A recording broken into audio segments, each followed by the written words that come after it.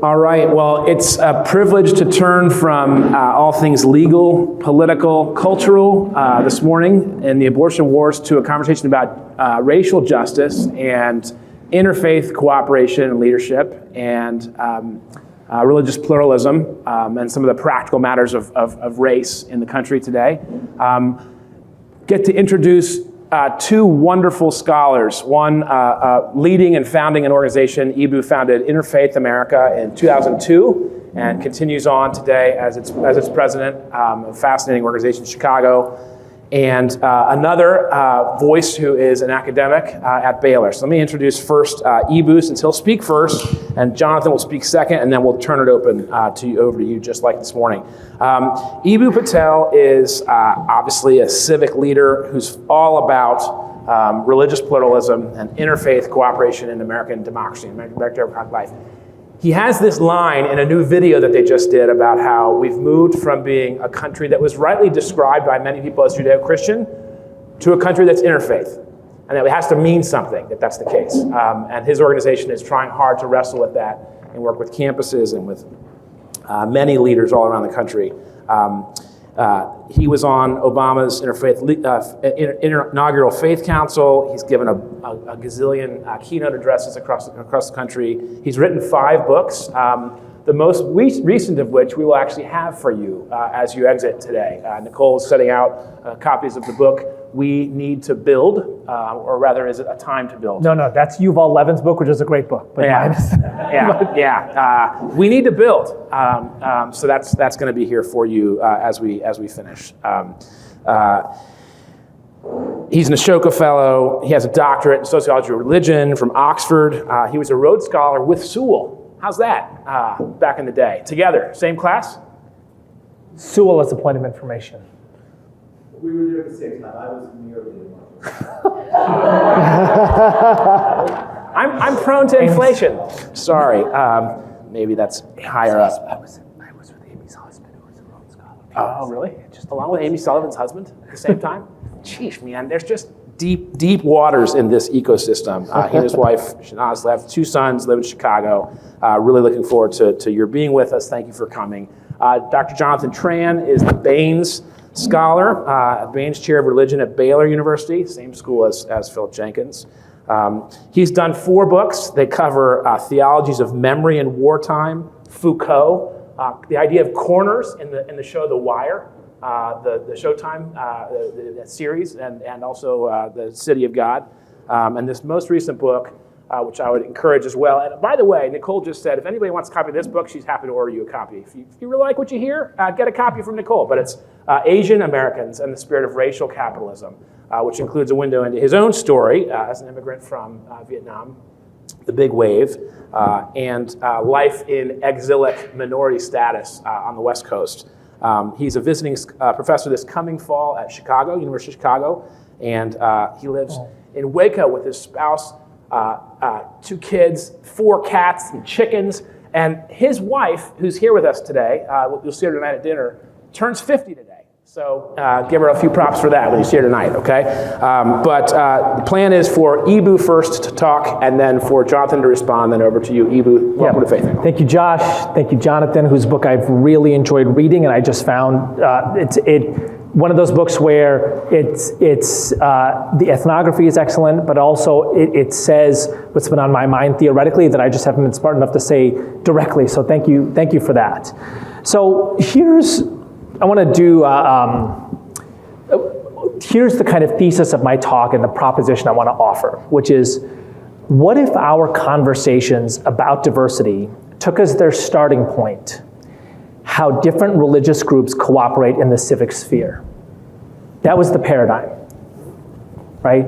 How do different religious groups cooperate in the civic sphere? Social services, disaster relief, refugee resettlement, etc. That was the archetype. And I would put this just as kind of a thought experiment up against the current dominant operating paradigm, which is the power, privilege, and oppression paradigm. Within the world of race, it's anti-racism, but it is the same paradigm basically across 3 identity categories: race, gender, and sexuality. It could easily be operative around class. If we talked more about class in America. But what?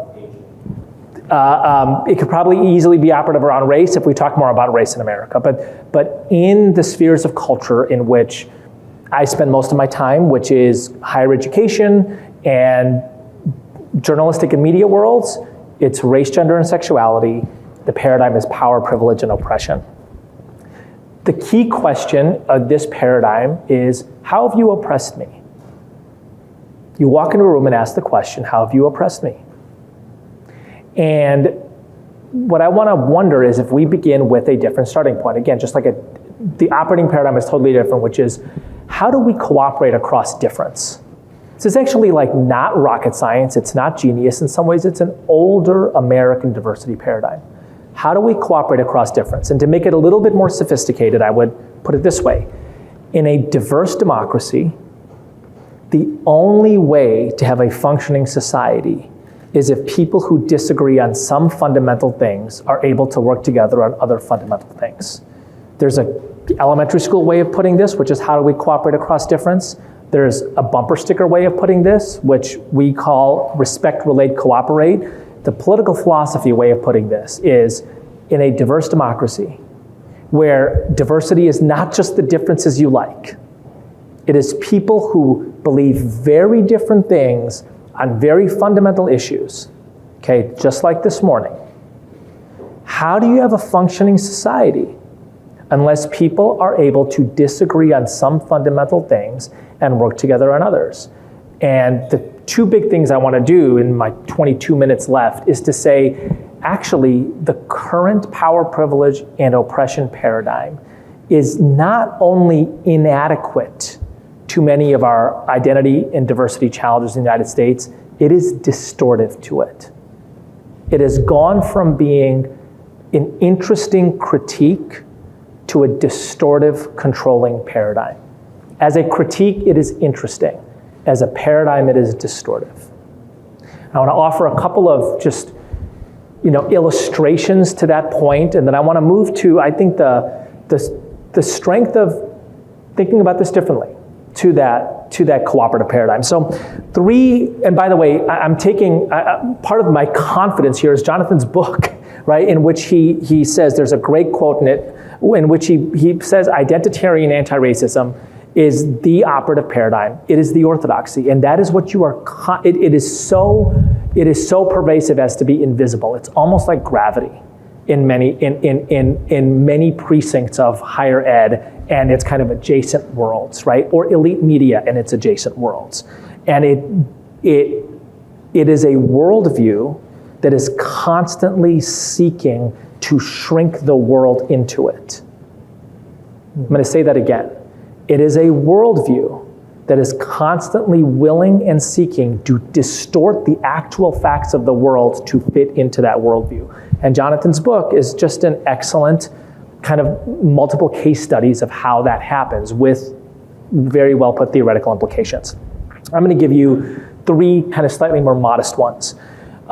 So I have two boys, 12 and 15, and past couple of years, they've come home on more than a few occasions and basically said some version of, my English teacher asked like how I feel oppressed as a Muslim. Or my summer camp counselor asked how I feel oppressed as a Muslim. Shadi is like giving a look, right? So a couple of things on this, right? Number one, my kids have grown up like being called terrorists on playgrounds, blah, blah, blah. There's ugly Islamophobia out there. We live in Whole Foods America. It doesn't happen all the time, but it happens often enough that I'm very, very happy that the authorities, the teachers, et cetera, like they have a radar screen for this. Was not the case when I was growing up in the 80s and 90s. I am very grateful for that, right? But that is not what is going on here. What is going on here, and I'm going to put this very starkly, is that Islam is made significant by the presence of Islamophobia, and that pisses me off. Being Muslim doesn't matter unless there's bigotry against it. Islam is not important unless there's Islamophobia. Here's the issue. Islam actually has content as a tradition. And the interesting fact of the content of Islam is that it, by cosmic and God-ordained axiom, you are not meant to feel oppressed. The Quran over and over and over again and constantly recounts the favors of your Lord. And God has given you his grace. And here are the responsibilities attendant to this. Now, by the way, this doesn't mean that there's no category for oppression in Islam, right? That absolutely exists. But as far as like your general human psychology, this is not like some like minority reading of the tradition, right? As far as your general human psychology, here are the important facts of the world. God exists, created you, gave you his various prophets and books, expects you to be thankful for it, and expects you to behave according to the teachings you offer, most important of which is to be merciful to other human beings. Like, that's the tradition in 4 lines. And so for my kids to be like asked by well-meaning people, like, how do you feel oppressed? My reading of that is you are violating the tradition. By the way, I don't think it's just Muslims who feel that, right? I think religious traditions like have uniquely kind of codified content, like single books, et cetera, et cetera. But I don't think it's just Muslims who feel kind of like, wait a second, you are disorienting the content of where I come from by wanting me to feel oppressed. This is another part of Jonathan's book. Like, why is an anti-racist analysis more theoretically sexy? Why do we want there to be so much racism in the world? Point number 2. So I was a senior fellow this past year at the Othering and Belonging Institute, which is John Powell's great institute located at Berkeley, one of the largest higher ed-based diversity centers in the country. Probably 40, like staff and affiliates, researchers, organizers, et cetera, et cetera. And John was concerned. John Powell is a well-known name, just a remarkable human being. John was concerned that religion was not only not present, but was like actively dismissed in derogatory ways. So I'm a senior fellow, it's all virtual, so I don't get a chance to be part of the culture of this place over the past year. But as part of my work, I present a paper at the end, religion and peace building, right? Like basically the resources that diverse religious traditions have for peace building.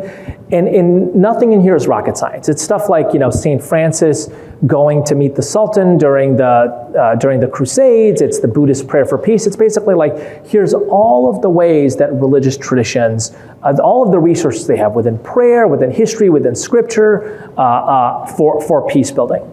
And the respondent to this, in her 15-minute response, did not spend 1 second dealing with the content of the paper.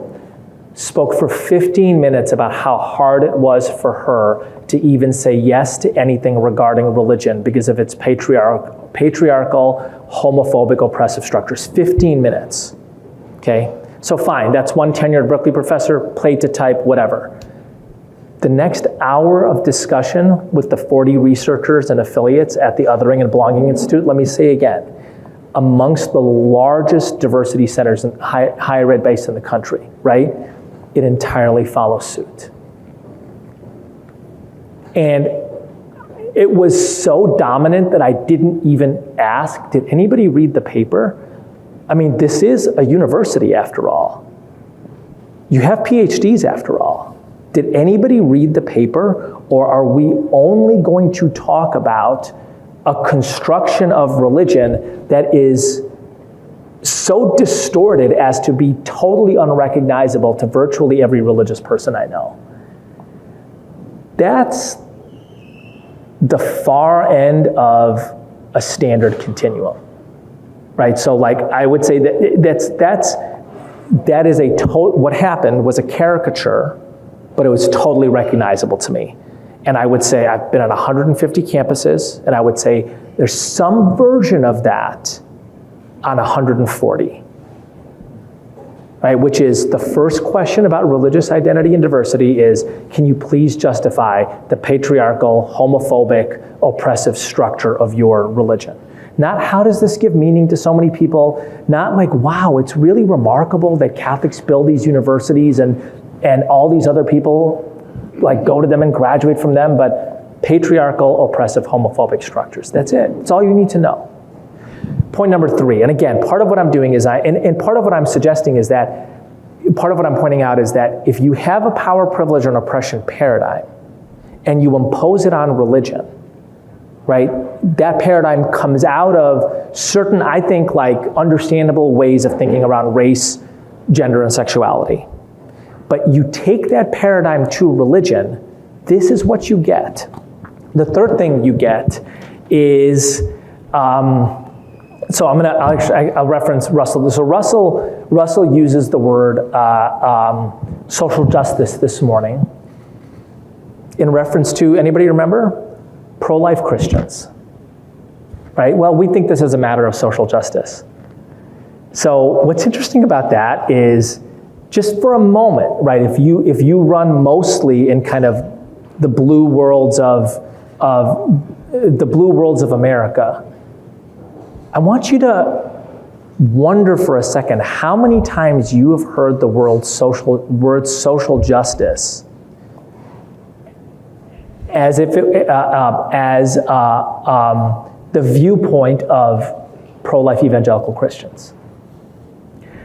I would say, again, I spent a ton of time on college campuses. I've probably been to 150 over the past 10 years. I would say that the word social justice is used 100 times in any conversation I'm in, and nobody ever suggests that people from different identity groups have different definitions of justice, which is actually just obvious. You don't have to be a rocket scientist to know that Reformed Jews and conservative Catholics have a different definition of justice around abortion. But if the power, privilege, and oppression paradigm is the operating paradigm, right, then you're not asking the question, how do people who have different first principles, how do people with different ideas of creation and salvation, how is it that they understand the world? And given that they understand it very differently, is it not remarkable that they're cooperating in all of these other ways? Then you never use the word social justice as if it represents a single point of view or a single identity group. You are constantly saying different definitions of social justice are constantly contested, and actually it is a darn miracle we continue to function as a society nonetheless. So I want to move on to that miracle for a second, right? I want to highlight a couple things that we just take for granted in America, right? Inner City Muslim Action Network, southwest side of Chicago, starts as this kind of grassroots Muslim social services effort, grows into a 100-person, pretty sophisticated community development and social justice coming out of the Muslim tradition organization. So it erects the first permanent memorial to the Reverend Martin Luther King Jr. in Chicago. Muslim organization builds a permanent memorial to a Christian minister. By the way, part of that memorial is a statue to Rabbi Robert Marks, right next to the King statue, right? Muslim organization does this. When Inner City Muslim Action Network was getting its start, Pentecostal church down the street was like, hey, look, in addition to social services, y'all got to do some community organizing. Rami's like, I got no idea how to do that. And they're like, we'll teach you. So you got all these like Palestinian Muslims in this black Pentecostal church learning community organizing. Jewish organization, the Jewish Council on Urban Affairs, was like, hey, look, you're now 5-6 years in, you people need a strategic plan. They help Iman do a strategic plan. We just take this for granted. We just totally take for granted that an organization founded by Muslims would be getting community organizing training from a black Pentecostal church and get strategic plan help from a Jewish organization. And by the way, when the tragedy of a father of 4 pizza delivery guy gets murdered in a crossfire situation, we're talking 63rd in California, it happens way more often than it should. They collaborate with the synagogue down the street. Yes, southwest side of Chicago has a synagogue. It's the synagogue that actually King and his marchers went to when the hail of bricks and stones came on Kedzie in the southwest side of Chicago, and the Catholic Church to do a Muslim-Jewish Catholic memorial of this man. A Juma prayer, a Shabbat service, and then a Catholic Mass. Right? Again, we just think that that's normal. That's just America. Example number 2, HIAS, founded as the Hebrew Immigrant Aid Service, 1882, resettles Jews during the Russian pogroms of the late 19th century, resettles Jews during all of the crazy pogroms of the early and mid 20th century. In 1975, they are asked by President Ford to resettle people from Vietnam. And so this Jewish organization starts to resettle many Buddhists from Vietnam and other parts of Southeast Asia. And then they decide that actually a very Jewish thing to do is to help non-Jews. And now, as you can imagine, there are many fewer Jewish refugees in the world, right? Has the Hebrew Immigrant Aid Society folded and said, our mission is done? No. They set up operations in Kenya. They spend most of their time resettling Muslims. We just think this is normal. An organization founded by Jews to resettle Jewish refugees would spend most of its time resettling Muslims. Georgetown University, first Jesuit Catholic university in the United States, founded in the late 18th century. Bishop John Carroll, friend of George Washington's. So as the Jewish population of this Jesuit Catholic university grows in the middle of the 20th century, they hire a rabbi on Georgetown's dime, 1968. And as the Muslim population starts to grow in the 1990s, they hire an imam. And as the Buddhist and Hindu populations start to grow in the early 21st century, they hire Buddhist and Hindu ministers and priests. Just normal in America, right? Part of what I want to offer is it's actually quite remarkable. And what if we look through the world as what does it mean for people with fundamentally different worldviews to be cooperating in a range of activities that they can agree on and to disagree in proximity without killing each other? So I promise you, the Reformed Jewish rabbi on the staff of Georgetown University does not hold the same view on a whole set of fundamental issues that the Jesuits do. And yet there she is, employed by Georgetown. So here's a reference point about how remarkable this is. So 8 or 10 years ago, there's a front page New York Times piece, maybe some of you saw it, which basically opens with the line, when there is a fire on the Catholic side of the city of Mostar in the nation of Bosnia-Herzegovina, the Muslim fire department does not respond. Anybody remember this story? Okay, second paragraph. When there's a fire on the Muslim side of Mostar, the Catholic fire department does not respond.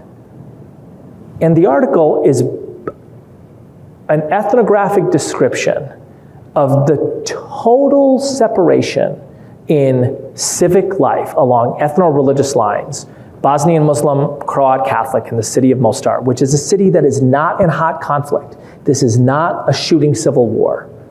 This is just normal life, right? Different nightclubs for different religious groups, same school buildings, but Catholics go to school from 7:30 a.m. to 1, and Muslims go to school from 2 to 8. Different garbage collection companies. So part of what I want to put out there is that's actually most of the human condition through most of human history. What do identity groups do? We build institutions that propagate our identity. That is what we do, right? Why did the Puritans found Harvard in the middle of the 17th century? Because we need educated ministers for the churches of our future. That's what identity communities do. So how remarkable is it that in the United States, one of the things that religious identity groups do is they build institutions as an expression of their identity that serve people from all identities. That is part of what they do, right? So there's many things to be said about the Southern Baptist Convention that are bad and true. Here is one thing that is good and true. The Southern Baptists trained about as many disaster relief volunteers as the Red Cross.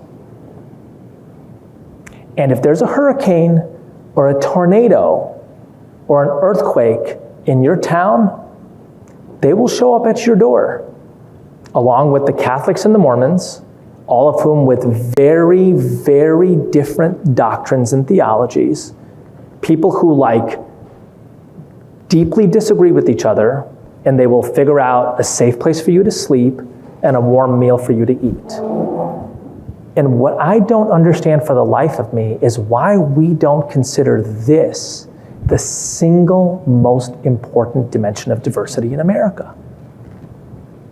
The way that different religious identity groups build institutions that cooperate across lines of fundamental difference for other forms of civic welfare. And just to get a sense of how widespread this is, this Bridgespan Group did a report recently in which they did their kind of quant thing on the percentage of social services that were provided by or funded by religious groups in different cities. 6 different cities: Amarillo, San Francisco, Detroit, Montgomery, DC. So the lowest percentage was 35%. The highest was 75%. So just to make this a little bit more fun, to give some texture to it, do the mental exercise. Imagine for a moment all of the institutions founded by religious communities in your city disappeared overnight. Think first of the churches, synagogues, and mosques, right? And depending on your thinking, your orientation towards religion, maybe it's a tragedy for you if people don't have a place to worship on Friday afternoons or Sunday mornings, whatever, right? Think about, where's the AA group going to meet if that place closes? The Lutheran preschool, where do you think its non-tuition funding comes from? Except for the Lutheran Church. And then for a moment, right, in Chicago, who started Northwestern? Both university and hospital. Methodists. Who started Loyola? Both university and hospital. Jesuits. Who started Rush? Presbyterians. And on and on and on. Think about the preschools. Think about the social service agencies. Think about the disaster relief operations. Part of what I am pointing out is not only do what we have in the United States as far as cooperating across religious difference for what I call civic welfare, not only is it relatively rare in human history, it is so widespread in America. It is so widespread. It is such a part of our civic fabric that if it went away, the nation, it would be unimaginable. I mean, just think of the YMCA. It's the largest association outside of out of AAA in the United States. Who built that place? Right? Who built it? And who does it serve now? So I want to end with one other thing. I think that part of what I find remarkable about the dominance of the power, privilege, and oppression paradigm, right? And I don't know if I would find if the dominance is best understood as cannibalization or colonization. I don't know if it eats from within or if it superimposes from without. But how it prevents us from seeing objectively important things. Objectively important things. So let me give you one of those, and I will end with this. America starts as a racist project. We all know that. It also starts as an anti-Catholic project. What was John Winthrop escaping when he sails from England on the Arabella? In his own language, the whore of Babylon, the designs of Jesuits. He's escaping the influence of the Catholic Church. That is the reason he comes to the Eastern Seaboard and builds his city on a hill. But his city on a hill does not have Catholic bells in it. So here's what I find interesting about that. Somewhere around 2009, 2010, we had a black president, 6 Supreme Court justices who were Catholic, and an entire presidential line of succession that was Catholic. John Kerry, Joe Biden, John Boehner. Not only was nobody freaking out, right? Like this is the nightmare of basically every 19th century American minus Frederick Douglass, right? Black president and an entire Catholic political order. Nobody was really celebrating either. Nobody was saying, is it not remarkable that America has metabolized its anti-Catholicism? How is that not an objectively important fact? Anybody remember any noteworthy anti-Catholicism around the Joe Biden campaign for office outside of certain conservative bishops? The second Catholic to be elected to the American presidency. Virtually no controversy, right? Put that in conversation with Al Smith and John Kennedy. How is it not an objectively important fact that this also is a sign of America metabolizing maybe its second deepest hatred? But if all you think is power, privilege, and oppression, and if you construct Catholics as powerful and white, you just don't see it. That is a problem. Jonathan. Thank you, and thanks for having me. I want to say a little bit about the book, and then I want to begin by saying personally how I came to the book. But it's a real pleasure to be with Ibu in this. Over the last few weeks, I've read a bunch of his stuff and listened to your voice on podcasts, ad infinitum and this kind of thing. And I feel pretty chastened by your hopefulness. And in reading your work, I try to trace out what the Islam is doing. And I think part of what Islam shares a lot with Christianity, which is the religion I've adopted, is that both of them, among other things, are types of extended training on how to live, say, on the razor's edge between despair and hope. And I take your most recent book to be a kind of full frontal challenge to those who would push all the reasons for despair in ways that would crush hope. And I find that really challenging. As a non-white American, as a religious person, I'm a person who is not only prone to despair, but I'm an academic, so I'm trained to wallow in it. So I find your work and your political life, quite frankly, really invigorating, challenging, chastening. I was thinking how different this conversation and the kinds of considerations and challenges Ibu and I both feel about race and anti-racism, how different of a place on the political spectrum that takes place or occurs than the conversation this morning, say about some of the most worrying things we collectively find about the conservative right, or specifically the Christian right. If the question is questions about the legitimacy of the Christian church in the context of things around Roe v. Wade and how that legitimacy will go forward, this conversation I find operating, say, on the left, and things that at least I find quite worrying about the left, while being myself certainly a left of center person. But I was thinking in some ways they share common cause in that these are both taking place at the center of what's often referred to as culture war realities. one in relationship to religion and the other in relationship to academia. And the kinds of politics, close quarter politics that takes place in both domains.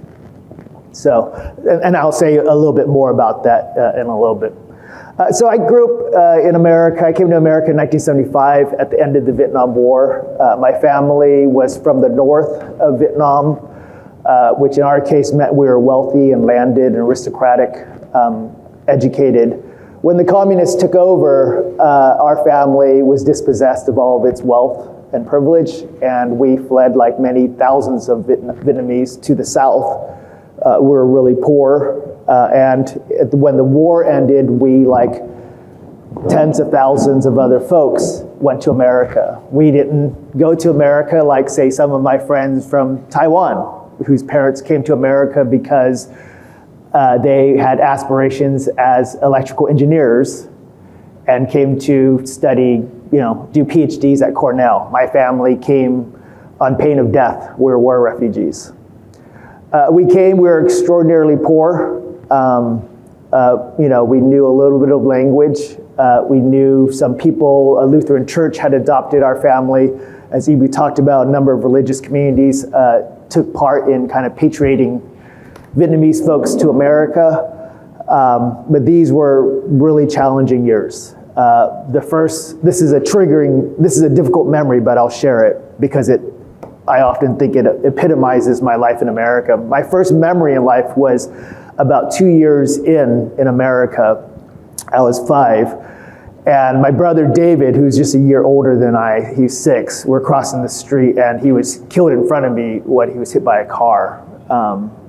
And that really began my American journey. The next years were living through that and living through poverty. Racism was constant. It was, as I described at the beginning of the book, 1970s America, racism wasn't just, and I mean the open kinds of racism. You're walking down the street and someone yells out the car, chink. Or the kids in the school refer to you as a Jap or a Gook constantly. Racism at that time, or that kind of racism, wasn't just accepted, it was expected. It's what you expected to encounter when you went out. I mean, remember 1975, 1980, 1980s, America had fought 3 subsequent wars with Asian countries. And we, as a nation, were taught to see people like me as perilous, as dangerous. Asians had killed tens of thousands of Americans. And this was seared on the American conscience. And so the racism for me, and it was from everywhere. It wasn't simply from white folks, though it was certainly a lot from white folks, but it was from Hispanic communities, black folks, and other Asians. Those of you who know much about Asian culture, of course, Asia names an absurdly large set of categories and realities. And there's a pecking order within Asian cultures, and say Vietnamese are just not at the top of that. And so the racism, of the kind of blatant racism was constant. And it certainly colored and determined the course of my life. It became the kind of thing that even if I didn't want to think about it as an intellectual or as an academic, it was thrust on me all the time. So that's the racism part of the story, and I don't think it's a particularly unique story for a lot of Asian folks who grew up, say, in the 1970s and 1980s. I think that's changed a bit, but it was certainly my experience. So you had the marginalization, or at least I had the marginalization of American racism as an Asian American kid, as a Vietnamese kid. And then the second marginalization I experienced was in academia, in an academic anti-racism. So if I was first marginalized by racists, then I was next marginalized by anti-racists. The anti-racism conversation in this country I can describe as kind of operating, say, through a sequence of 3 acts. First, people who are not white experience racism. And then people who are not white or black experience a second type of marginalization. Because when most of us think about racism, we invariably think black and white. And there's something morally absolutely necessary and true about that. This country, the soil of this country is seeped deeply with the blood of what white folks have done to black folks and continue to do. But the nature of that story, its density, its moral weight and freight, make it very difficult to begin to scratch the surface on the experience of, say, non-black folks in America. One of the most painful and difficult things I've experienced is to try to give voice to other types of racial suffering without that voicing being seen as competitive or deflating or somehow discounting or diminishing of the powerful and persistent forms of anti-blackness. I'll admit that I haven't succeeded in doing that, that has been as difficult a road, I would say in some ways, as the racism itself. So you have the first step, right? The first act is the racism you experience. The second one is that within what some academics refer to as a white-black binary. Sometimes people refer to it as a black-white binary. I refer to it as white-black because I don't want to give any sense that black folks were party in creating the binary. The binary is a racial logic created by which whiteness and blackness were created as a political economic structure. I'll say something more about that later. But in the second act, the binary is so powerful that that's what people see. And if you live, say, at the margins of that binary, you simply don't count. And this invisibility is structured in so many parts of our society, certainly in academia. The common occurrence in academia, everything from, this is something the great race theorist Paul Gilroy refers to as the absurdities of race, is, you have terms like BIPOC, which have it built-in rank ordering of racial groups. And somehow we think that this logically or morally makes sense to do. And so you, as an Asian American, you suffer under those realities. You suffer under meetings when you say, we're gonna look for diverse candidates, and they don't at all mean people like you, even though Asian Americans are as underrepresented, even in the sciences and in the humanities, but we just don't tend to think so because we also peddle something that's referred to as the model minority myth, that like people like me are always doing well, even though empirically that's just not the case. And so you have a meeting around diversity and people will talk about it, you're in the room and you just don't count. But what I've also found is not simply that you don't count, this is still in the second act, is that if you do count, you're counted suspiciously because you're seen as white adjacent. And so you're seen in the same way, say, that a race traitor is seen. You're seen as, say, somehow benefiting from the realities of racism, even though you may or you may not, you're seen this way. And so it's not simply that you're invisible, but you're given a kind of problematic visibility. The third act in this story is the one that I've lived the last few years, is that you will pay some significant costs to call out the first two, to give attention to it, because you will not be, you are neither positioned to challenge the white nationalism, nor are you in a position to challenge the kinds of marginalizing forms of anti-racism. And so there are severe consequences. And I would say most Asian Americans, I would say this is probably true, I'm guessing, of Latinx communities, Hispanic communities, that we intuitively know this third reality, and that there are all constant forms of self-censoring going on in terms of the kind of racial politics that take place on college campuses across the country. So that's the kind of biographical background. The book comes out of both the biographical experience within racism, but more so in recent years, the second and third act. The recognition of the deep forms of marginalization, the fraught reality that marginalization in some ways is necessary to give proper attention to anti-blackness and to the dignity and power of black life. But say the freighted and weighted and confused and difficult reality of existing in the second act. And then more so in the third one, that there are significant consequences to be paid if you challenge the paradigm status of specifically the second reality. So what is the book saying? Well, it's important to say that the book, whatever it argues from the experience or the perspective or the angle given to me by living through these first three things. And writing the book, I tried to imagine the experience of Asian Americans as a kind of miner's canary in the American conversation around race.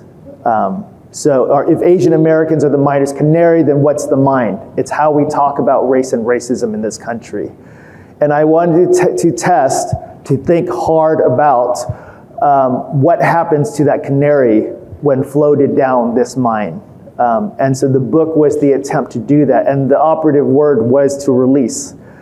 Because part of the reality of what I will call identitarian ways of thinking about anti-racism is that we're given a story that the only way we will be able to protect ourselves, say against, say, white nationalism, is to double down on our own forms of racial nationalism, right? So it's a story where the white nationalism is so powerful that we minorities are told the only way we'll be able to survive it is to double down on our own forms of race nationalism.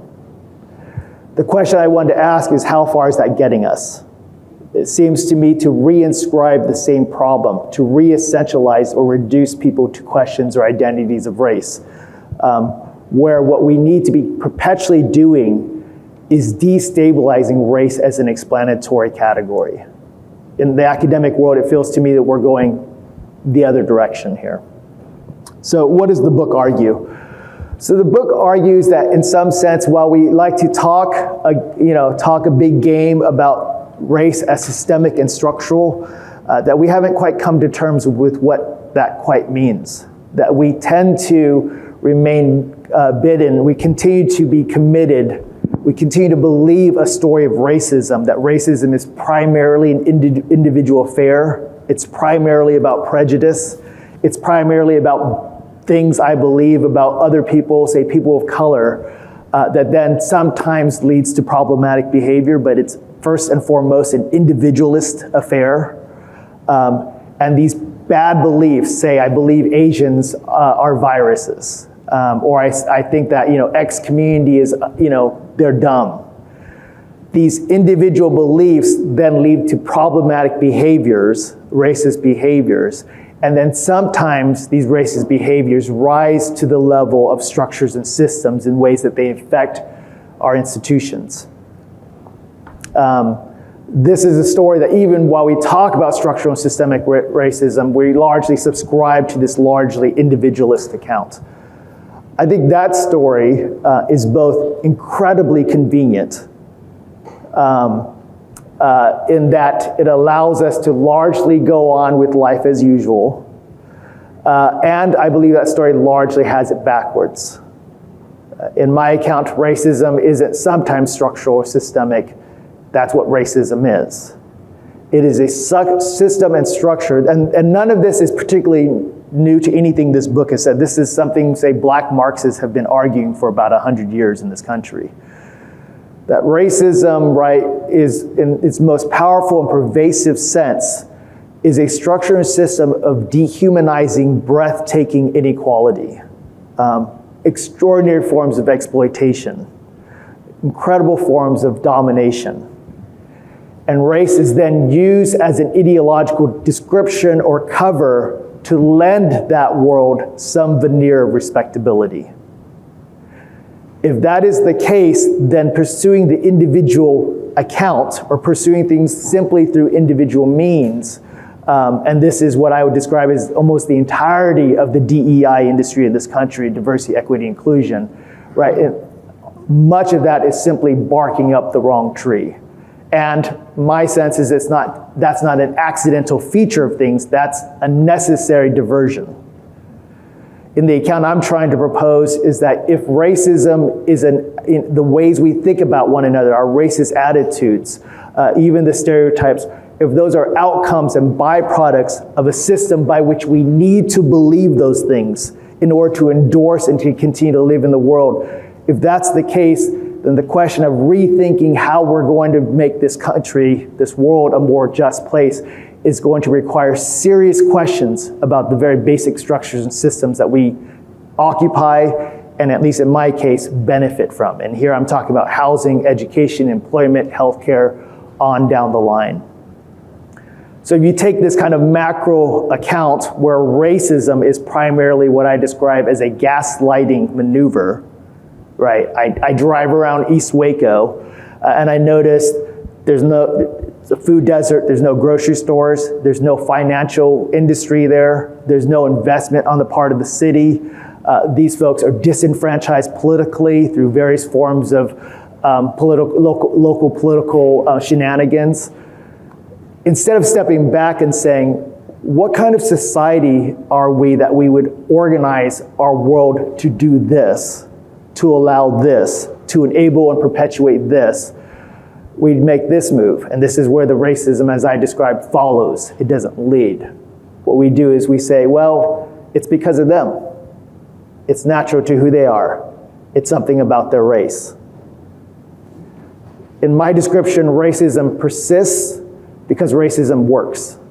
It perpetuates a society and a world that the rest of us get to live in.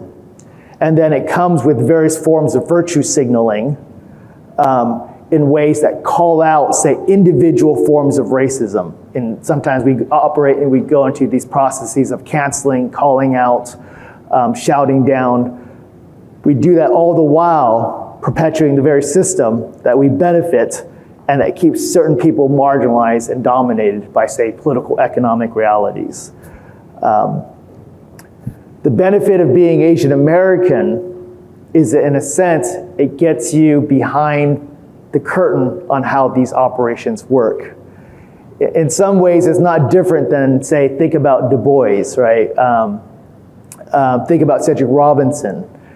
Those folks looked at political economic situations and looked at how race was actually operating in the discourse. What Robinson saw in the UK was that race was not a distinction biologically, say, between Europeans and sub-Saharan Africans. Race was a labor distinction that allowed for certain kinds of Europeans to be distinguished from each other ideologically that then justified different kinds of labor distinctions. It's the same thing with colonial America. What you saw with the first uses of race language, the creation or the invention of white racial identity, these were labor distinctions, property distinctions. White people could be, say, temporary laborers as indentured workers. Black people were permanent slaves. And this is the milieu out of which race came to be, right? These are political economic stories. And what I'm trying to suggest is we need to get a bigger, broader angle on these questions.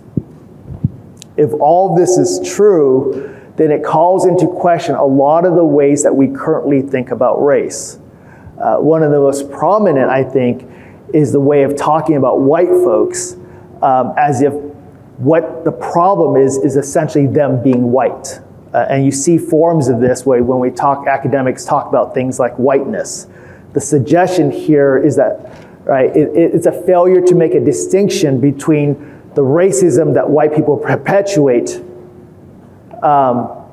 without also saying, right, without preserving a critical distinction in saying it is because they're white that they do that. We need to both be able to tell the history of white racism, white nationalism, white supremacy, without telling that story in ways that re-essentializes racial categories into the being of certain kinds of people. What I try to say philosophically is race exerts very little explanatory power.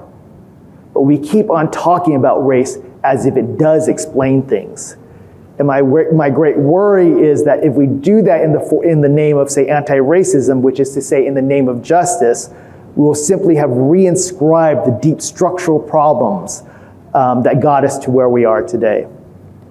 I'll end a story. This is a gloomy story about how entrenched I think some of this is. So one of the things about the book is I've gone around to different universities or been invited to different universities to speak about the book. And I was at a prominent university in the Northeast. This university had just opened up for public lectures, and one of my stars, Asian American theorist, was one of my heroes was there in the audience, and she raised her hand and she said, I really love the book. I love what you're arguing. But here's the thing. At this university, there is a whole stratum of deans. And to bring people like you to this campus to talk about this, I need to talk in race essential categories. I need to peddle the very diversity, DEI terminology that I know as a theorist is simply re-inscribing the same problems, because that's the structure of my university. I thought what was sad about that story was how common that was across the schools I went to. And so this is kind of returning to this question about the landscape, about the problem, say on the left at this point, say in academia, about how the race categories continue to operate in deeply problematic ways. So. Thank you, Jonathan. Evie, you want to weigh on that? The oppressed dynamic and how that sort of structures university life, and pulling it back what Jonathan just returned to? One story to tell here.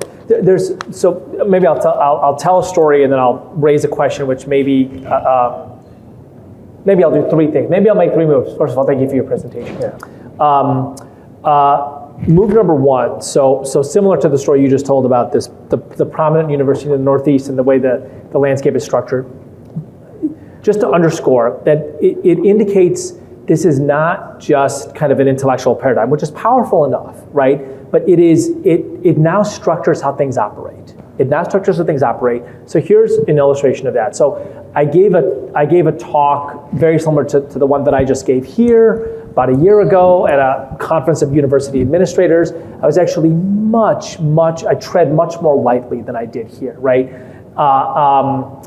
I'm accused after that talk of being totally out of my depth on diversity and not knowing what I'm talking about at all.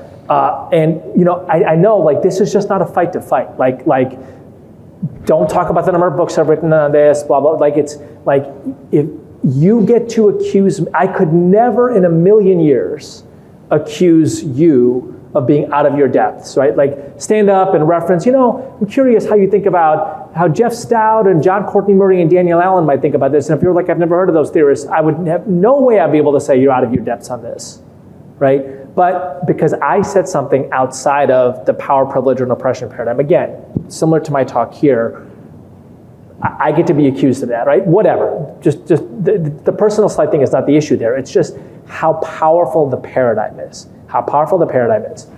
Second thing that happens after this conference is somebody comes up to me and says,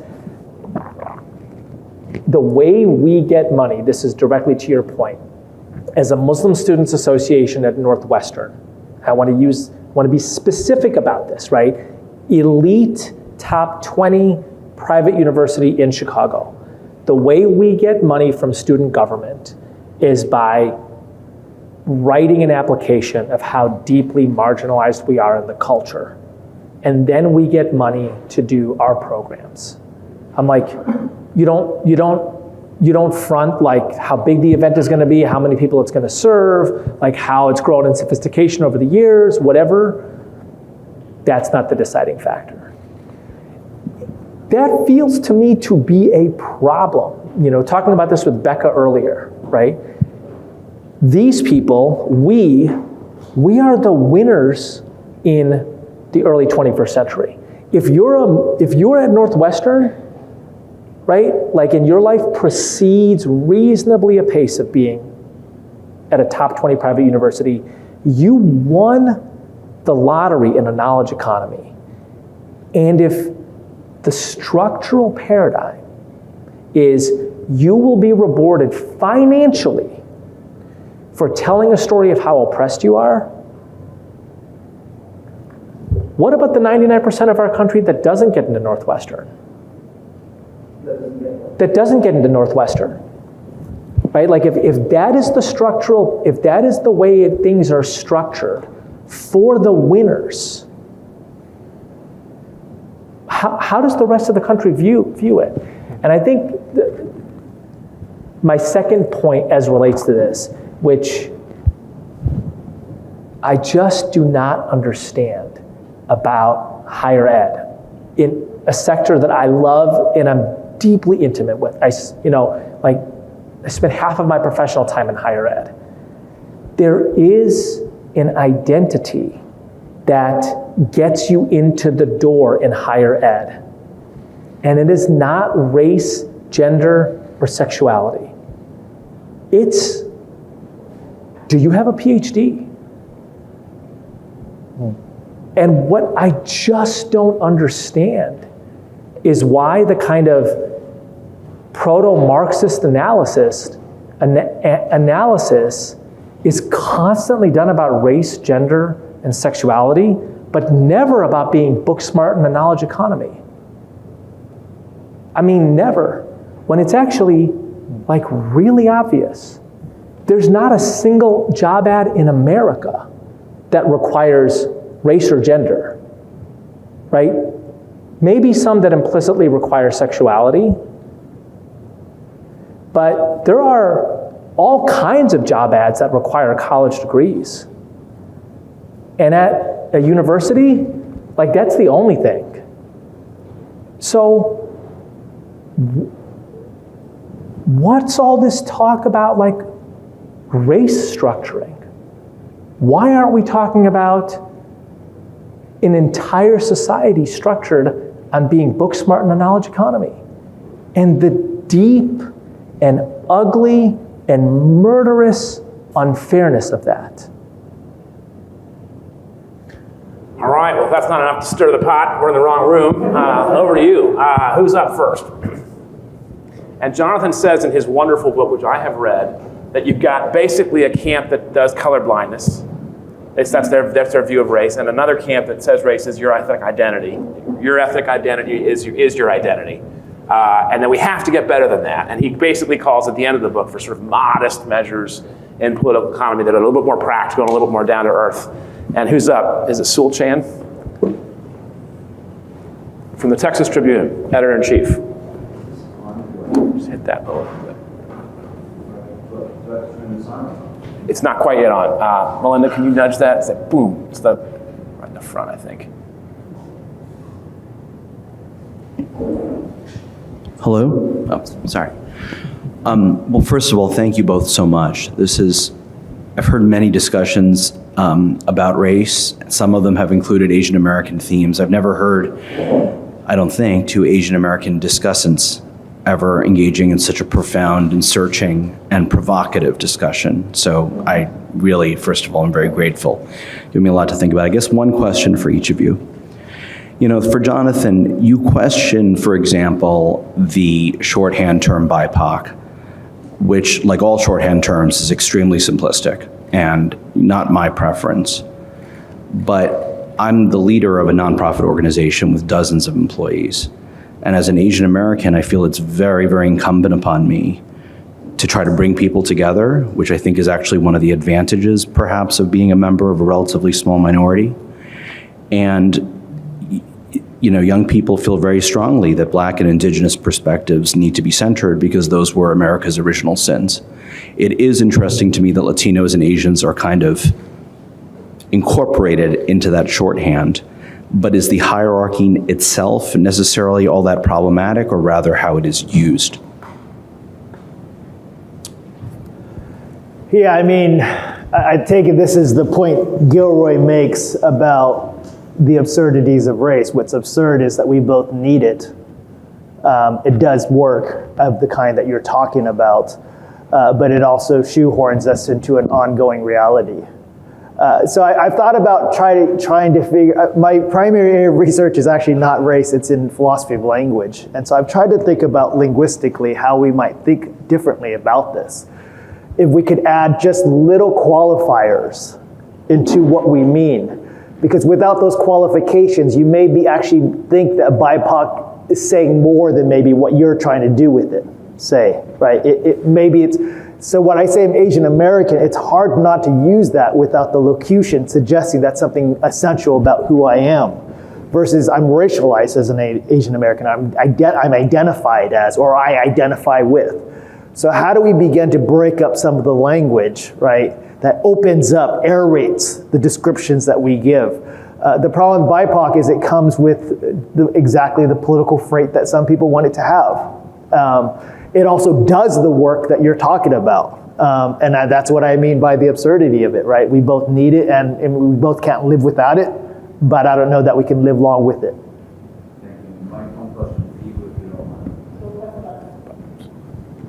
Ibu, you talk about the centrality of class and opportunity, which I think is actually probably the biggest challenge of our times. I mean, mobility, economic opportunity, the pursuit of the American dream, and the fact that people who were not good at filling in the right bubbles correctly with a number 2 pencil are denied a chance at a good middle-class life is a giant, as you say, murderous and inhumane problem. I think we were good at filling in the bubbles. It does not mean that we're morally more worthy. If, in fact, as you argue, faith groups have provided so much of the social service infrastructure in America, why are they not, in my view, a bigger part of the conversation around inequality and of both income and wealth?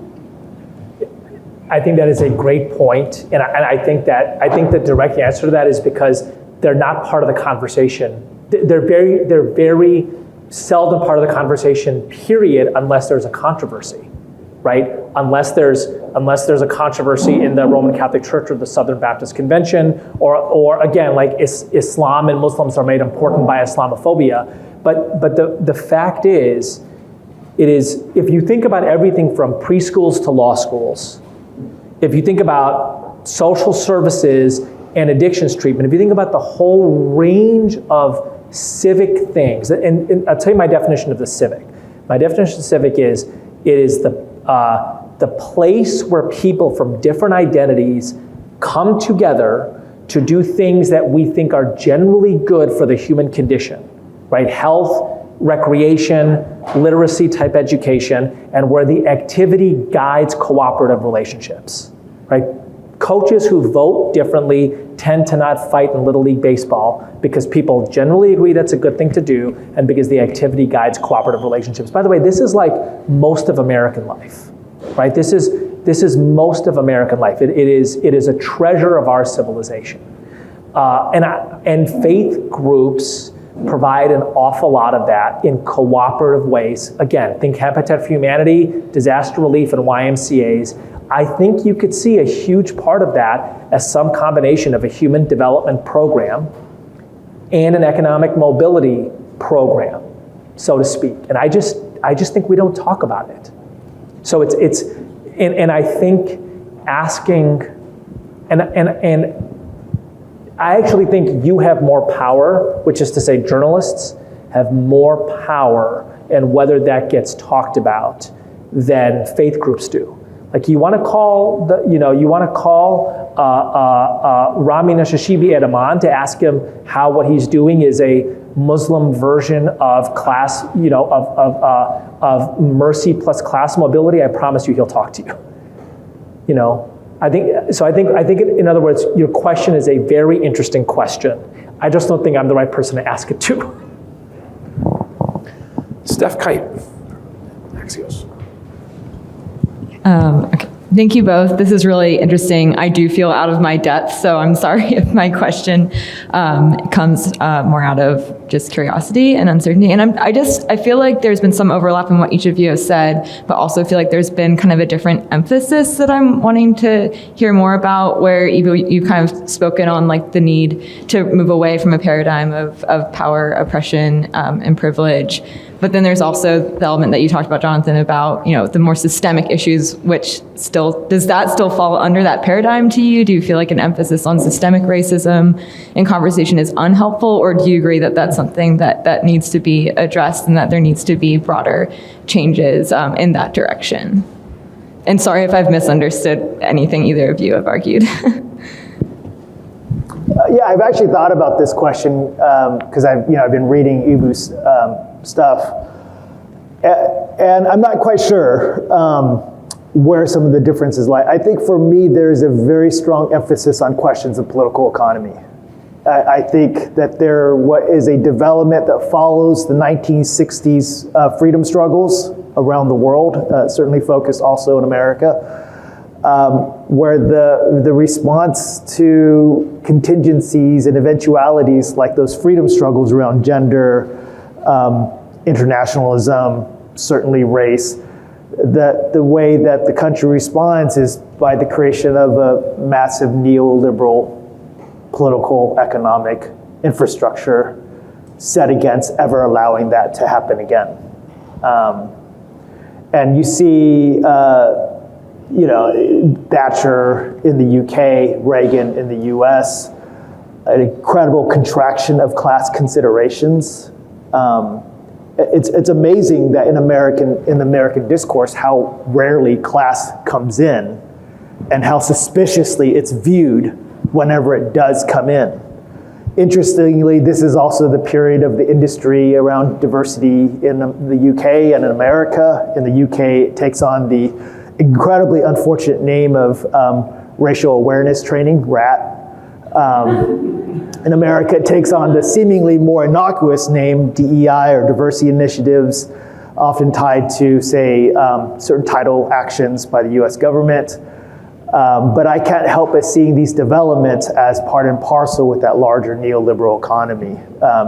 Whatever Ibu meant by the meritocracy that crushes anyone without a certain kind of degree, that's the kind of thing I'm worried about. And I'm worried about the way race is all up in that. And so therefore, for someone like me to think through race, you have to think through all this stuff. The attempt to think about race, say isolating it to the antagonisms of particular racial identities, which is how we tend to do it, what I call identitarianism, without thinking about these realities, isn't simply a distraction. It is further warfare on these forms of, on these folks who suffer these realities.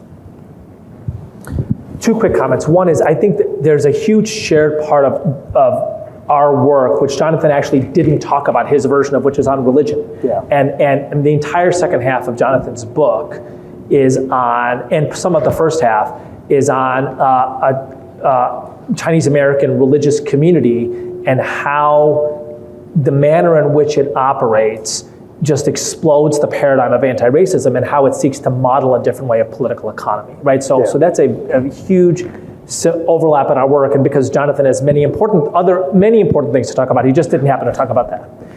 I think that, so part of what I am in the habit of doing is as soon as I believe in a paradigm, I do the Karl Popper thing and I start finding disconfirming evidence, right? So because I'm and I don't do this as a contrarian, I do this because I want to see what I really believe. And I just think this is how intellectuals ought to operate, right? You don't find more examples of what you believe in, you find examples of things that challenge what you believe in to sharpen what you believe in. So I want as a way of doing that in good faith and a sense of warmth, I want to raise up a couple of questions about Jonathan's paradigm of racialized political economy and using Asian Americans as an example, right? So one of the interesting things about the late 20th and early 21st centuries is how Asian Americans become Republicans. Vietnamese Americans are probably the most Republican Asian American community, right? Amongst the poorest and most Republican. And one of the reasons for that is because of the political economy in the United States, particularly neoliberalism. And what do I mean by that, right? Basically in a very pedestrian way, you are, if you do well, there's two paths of this. One is the small business path, which is you can start your own small business, you can operate it the way that you want to, which by the way, I totally agree with you, in many cases is exploitative, right?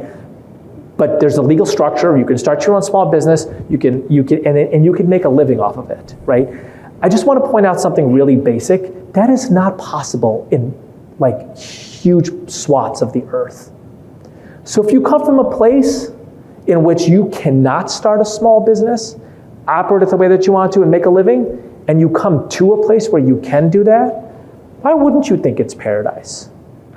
And sets of Asian Americans, my parents owned Subway sandwich stores growing up, have done well with that, right? So just want to encapsulate this for a second. A racial minority group a non-white group came to America, played by the rules, and succeeded. Again, I'm being contrary to my own center-left instincts here. I'm not being polemical for the sake of being polemical. The second path of that is obviously higher ed, right? So Asian Americans at elite universities, even confounding the massive attempts by those universities to limit our presence there, still are 3-to-1 disproportionate at Harvard, Chicago, Northwestern, Yale, et cetera, than our percentage in the general population. 25, 28, 30% at those places, 7 to 8% of the general pop. By the way, Caltech, which doesn't really attempt to deflate Asian numbers, it's like 50%. So again, tell the story, right? Like, if you live in a country in which your race has like structurally held you back, right? Like Hindu caste system held you back. And you come to a country where it's like, hey, do well in school and you will go far, and you do it, why wouldn't you think it's paradise? Yeah, when I thought about this set of questions, there was a part of me, I admit, that thinks, okay, in thinking with, and where I differ with Ibu on some of these questions, especially about, say, businesses, because the book is divided into two parts. One is an oral history of this really amazing history that maybe some of you know about, of Chinese migrants during the Reconstruction era, ending up in the Deep South in Mississippi, and largely as replacement laborers, as planters are looking to enslave or get free labor all over again. They end up there, they leave the plantations, but they stay there for the next, well, they're still there. And the way they survive, and in many cases thrive, is by creating businesses that exploit the conditions of food deserts, created as a function of white racism and white racist political economies. And while that story has often been celebrated as a story of diversity, say Asian people in the South, I tell the story as what it means to operate as people of color within a racial political economy. That it's very hard to succeed without forms of exploitation, of taking advantage of inheriting and taking advantage of forms of racial injustice and inequality. I try to say that the deadly phenomenon along issues of political economy and race isn't always exclusion. It's actually problematic forms of inclusion. It's what the theorist at Princeton, Keeanga Yamada Taylor, calls predatory inclusion. So rather than telling the story of racism through, say, redlining mortgage workers, I'm much more interested in telling the story of the exploitation of Black Americans through the real estate industry, which is, as many of us know, at the beginnings of the 2008 recession, as the federal government mandated the mortgage industry to underprivileged communities. And so I'm much more worried about that. So when I thought about all of my commitments, and I know Ibu played a critical role in the Obama administration, part of me was thinking my differences with Ibu here, maybe my differences with President Obama, who I have an incredible amount of admiration for. But I think that may be some of the differences is what hopes I put in terms of the economy, in terms of correcting for some of its own problems. There are friends of mine in the world of economics that think I went way too far in following the Black Marxists. And then there are democratic socialist friends of mine that said I did not go nearly far enough. Because the second half of the book is the articulation of a for-profit software company in conjunction with a local church, in conjunction with an elementary school that seeks to redistribute money made through the software company in the local neighborhood, which is the most marginalized part of San Francisco, the Bayview, Hunters Point, which is just about an hour from here. So I tried to tell that story and how Christianity is running through that. And then my democratic socialist friends are like, well, you didn't go far enough. Because this is just perpetuating or further participating in the market economy. So I'd like to say I'm somewhat in the middle on some of these questions, but that's also to say that people would critique me for not going far enough one way or the other. So I want to, I want to underscore something that I think could get too easily elided, right? And I'm so glad that like we're at a place where we are supposed to talk about religion. So what you do in that second half of the book, Jonathan, is you say people voluntarily, I think this is so important, right? Because so much of the kind of national conversation is what should the government do? And that is not the only important thing in a democracy, right? A hugely important thing in a democracy is what do identity groups that make material moves in civil society do? And so what I love about like civil society and identity groups is you come up and you're like, I have a more ethical way of doing something. And you know what? I'm not gonna tell other people how they're wrong. And my first move is not gonna be to pass laws on this, right? Because honestly, that's its own process and it's a lot of time. And truth be told, I do this out of a matter of conscience, right? So this is not necessarily like a model for a national economy. This is what I am moved to do as a Christian or a Muslim. And I'm just gonna do it.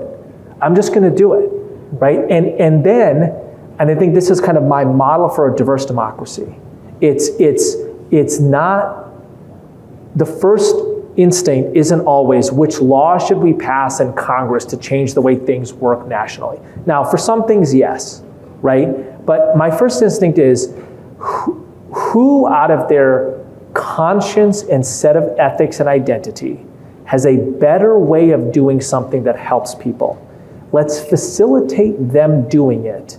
And then let's encourage others to do that. It's kind of a Habitat for Humanity way of doing things. And incidentally, like the paradigm I use in my book around this is Jane Addams in Hull House in the late 19th, early 20th century. And what I point out she basically models just about every important national policy that the progressive movement then passes 10 or 20 years later. She basically models in education, in health, in labor, in civic cooperation. She says, we're gonna build it here at Hull House. So one quick example on this, they do a survey of the near west side of Chicago where they live. There are only 3 bathtubs in the whole neighborhood, so they build public baths. There are something like 7,000 school-age kids, but only 3,000 spots in classrooms, so they build classrooms, right? And the notion is not just we're gonna be a utopian model apart for things. It's no, we're going to do a set of things that work out of a Christian humanist ethic, and then we're gonna encourage other people to do more, right? And I think that is just such an advantage of what I call civic religious pluralism, which is actually how our civil society functions. And it strikes me that there is, I think in the kind of communitarian moment, so to speak, in the 1990s when philosophers talked more about communitarianism, that was elevated more to kind of a national discourse. But it strikes me the level of importance it plays in American life and the volume it registers at in the national conversation just seem to be inversely correlated. It's a line. Let's return, if we can, to McKay Coppins from The Atlantic, who has a question. Okay. This is a question for Ibu, but I would also be interested in Jonathan's thoughts on this.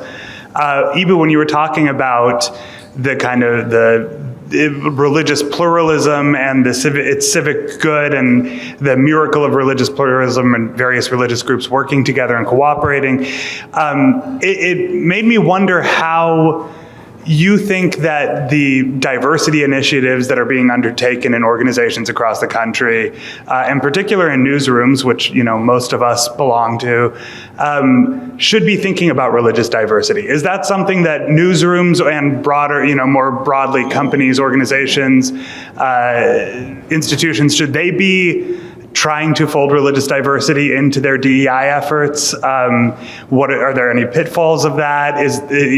How should organizations think about the kinds of diversity that they care most about and are trying to encourage? Thank you. So, is this on? It is, yes. Okay, great. So I think that I think it's two different questions, right? How does a newsroom think about religion in a DEI initiative that is about the mission of the newsroom, which is how do we best understand American society, right?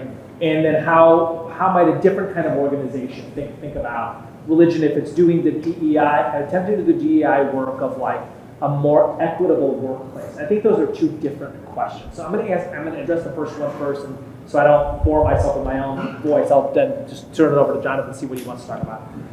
So I think the answer to the question is if you have no feel for the role of religion, of religious identity and religious institutions in a community, you are likely to miss a ton, and in embarrassing ways, right? So let me give you an example of this. So the Public Religion Research Institute, He's got it. Public Religion Research Institute and my organization, Interfaith America, we did 3 surveys on how religious identity impacted how people viewed COVID and particularly the vaccine, right? And it turns out actually that of like 10 different quote unquote religious interventions that we asked about, if your church or mosque held a vaccine clinic, would you be more likely to get the vaccine? If your pastor or imam spoke about the vaccine as a religious requirement, would you be more likely to get the vaccine? Some combination of those 10, some combination of 3 or 4 of those, right? Which is how things happen in religious communities. Nothing just happens singly, right? It's your pastor speaks about the vaccine and you have a vaccine clinic, and you have a town hall about it. It would have made a difference for about 50% of Americans, right? And so if you don't have any feel for that, first of all, and part of what journalists do, so much of it is feel and intuition. It's like, what information I wonder if race impacts how people view the vaccine. Okay, so you go look for that. I wonder if religion impacts that. If you're not even asking that question, if that's not like part of your mental operation at all, you're going to miss a ton. And the way that we wound up putting this in the various reports and op-eds and stuff we wrote is there are many cases in which a doctor will say to a patient, for your heart condition, you need to stop eating foods A, B, and C and start eating foods X, Y, and Z. And the patient won't listen. But that very same person, when she is a congregant at a church and the pastor says, for your spirit condition, you need to stop eating X, Y, Z and start eating A, B, C, she will do it. We ought to pay attention to that. That is a material fact. Right? That's a material fact of American life. And I think that reporters ought to have so much of this is about what are you paying attention to? What's on your natural radar screen? And if that's not on it, you're just going to miss a lot. In general, it's not clear that diversity initiatives, and I can mostly or maybe only speak in the context of, say, universities, it's not clear that they actually do what they want to do. They don't make them more diverse places. In fact, studies show that they are counterproductive, that over 10 years, places become less diverse.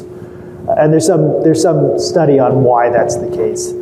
But in my mind, the concern may be a deeper problem with whether, even if they did work, they do much more than diversify elite spaces that go on and perpetuate larger systems of injustice. That's the deeper problem. But at least on the surface problem of whether they make places more diverse, there's not a lot of evidence. And one of the things I found striking in the research is how rarely institutions ask whether they work before they implement them. And almost every institution at this point in American life institutes them, and they mandate them. And these are protocols and procedures that bring an amazing amount of heat that seem to do very little work. But then again, that's the surface issue. There's a deeper issue about whether they actually get to questions of redistribution, reparation, repair, address, these kinds of things. All right, let's pivot to this side of the room. We're teaming up with the photography team a little differently today. So we've got Becca, Shadi, Amy. But maybe let's go Amy first. I think that's the part of the deal. Amy, up. Thank you. Ibu, I wanted to talk a little bit about development that could really dramatically affect the way our civil spaces are set up, and see to what extent that would affect interfaith cooperation in civic life, and what opportunities there might be for interfaith institutions to be able to take advantage of this possible chance to remake what the civic square looks like. And that is the fact that for a number of reasons, some of them economic, some of them migration, people just moving to many more urban areas, and some of it, the change in church membership. We are going to see over the next decade a huge selling off of church buildings, particularly in smaller towns. And as you alluded to in your talk, these are places that house preschools, they house support groups, they house job training in a lot of cases. Since the founding of America as a set of colonies, our civic life has been built around these buildings, and not just in their religious forms, but as kind of foundations of our communities. And you could see, lead to a hollowing out of our civic life, even more than some would argue we are right now. But I guess I'm curious to think about ways that we could do something new and the role that interfaith cooperation could play in that. Thank you for that. I think it's a great question. So I will say a few things about the dark part of this, and then I think lean into your hopeful vision, which is, for whatever reason, I'm congenitally inclined towards optimism. So I'm very happy to lean into that. But look, I have been the guy who's spoken at some small town college in Ohio or Pennsylvania or Indiana or Minnesota, I don't know, a few dozen times. And then the local church says, will you, after your 6 p.m. talk at the college, will you come for a 9 p.m. event at the church? And I'm always sure. And there's 11 people there, right? And that happens a lot. And I think to myself, the only reason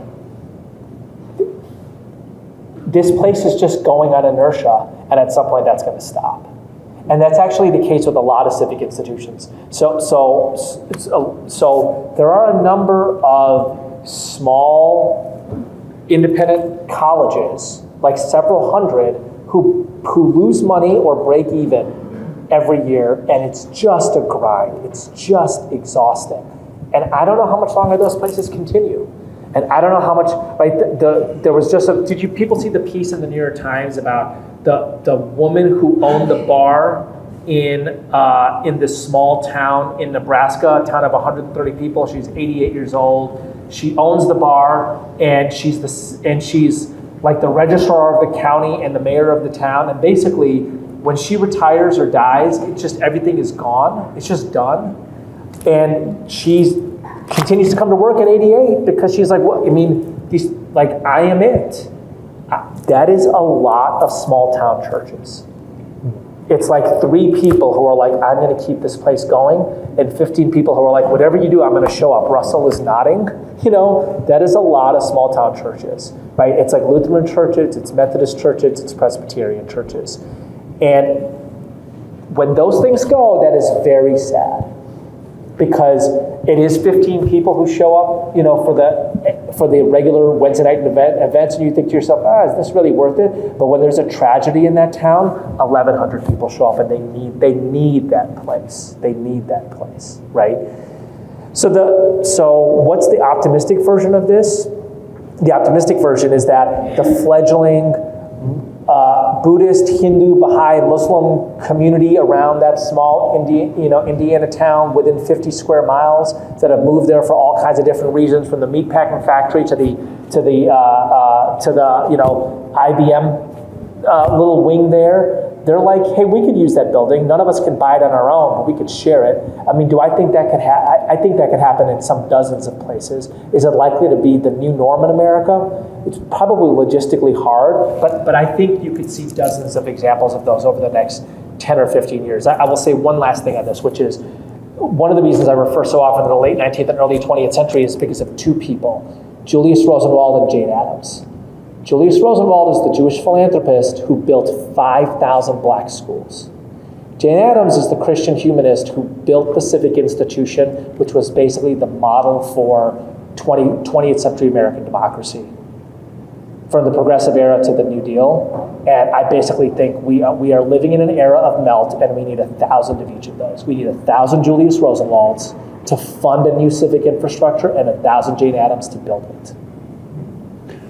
I might remind us in holding up your wonderful book that Shaddy wrote the piece "America Without God" in April of 2021, if I recall, and it talks about the sort of cascade down from 70-ish% that were, thanks to Gallup and Pew, connected in this institutional membership way to their congregation, to now under 50, and that's a change. But maybe that's a good pivot to him. Shaddy, you're up.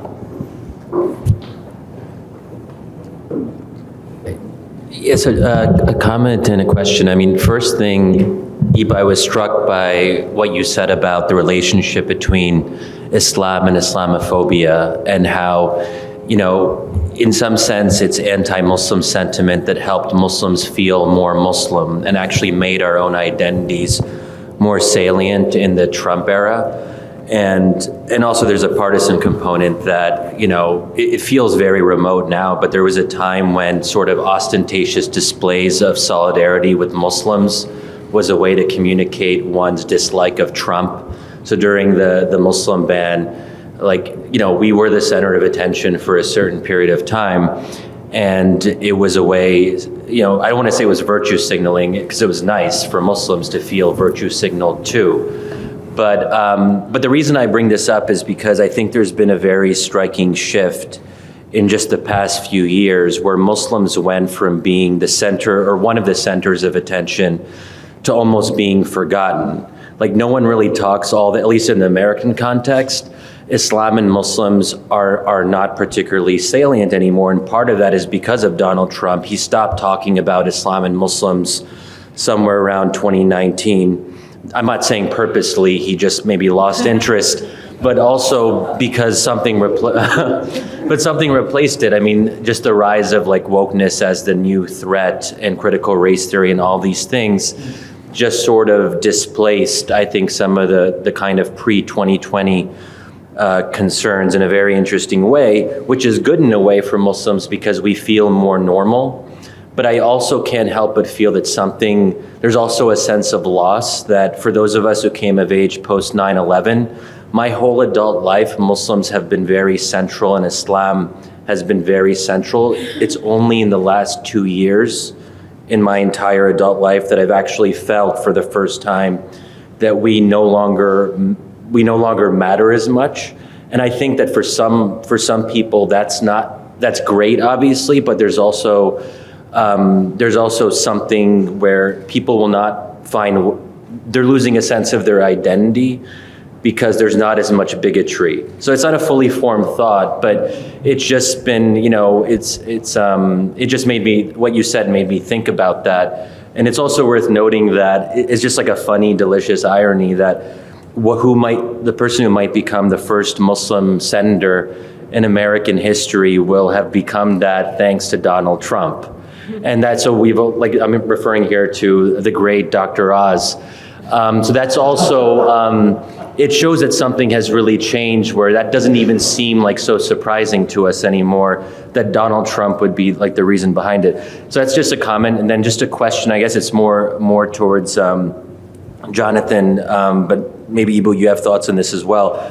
And I guess we started talking about this over dinner last night. But so, I'm just thinking on the political economy focus, or even the class focus. I think it makes a lot of sense, intuitively, and I think even empirically in different contexts. But when you look at societies that have much lower levels of inequality than we do, whether it's in Western Europe, but also I guess Brazil, India, and Philippines obviously have very high levels of inequality, but maybe in a different way. But you have these very different kinds of societies economically, but they all seem to have the rise of identitarianism and the rise of far-right populist politics in one way or the other. So it seems to argue that there's something about America's hyper-inequality that drives this. I think it doesn't necessarily get us closer to explaining what seems to me to be a universal phenomenon. And I'm just curious, what you would say to that if you're trying to make sense of it. Obviously, it's hard to isolate the variables, but if class is the primary explanatory variable, or inequality, or however we want to describe this, I think it's complicated by the broader story that in very different kinds of economies, but also let's say in the Middle East, which has a very different kind of economic structure, we see religious identity being, very predominant. And in this, I'm just talking about the divide between Islamists and secularists. So we see identity expressed in all these different ways, and class concerns being essentially pushed to the side, which I suppose raises the broader question: if class isn't salient, maybe it's because most people just don't find class salient in all these different societies, and then we have to ask ourselves, why is that the case, even in places where class considerations you'd think would be very effective? So in the Middle East during the Arab Spring, economic concerns. People said that economic concerns were paramount, but no one organized politically around those economic concerns. It all went back to things like Sharia. What role do we want religion to play in public life?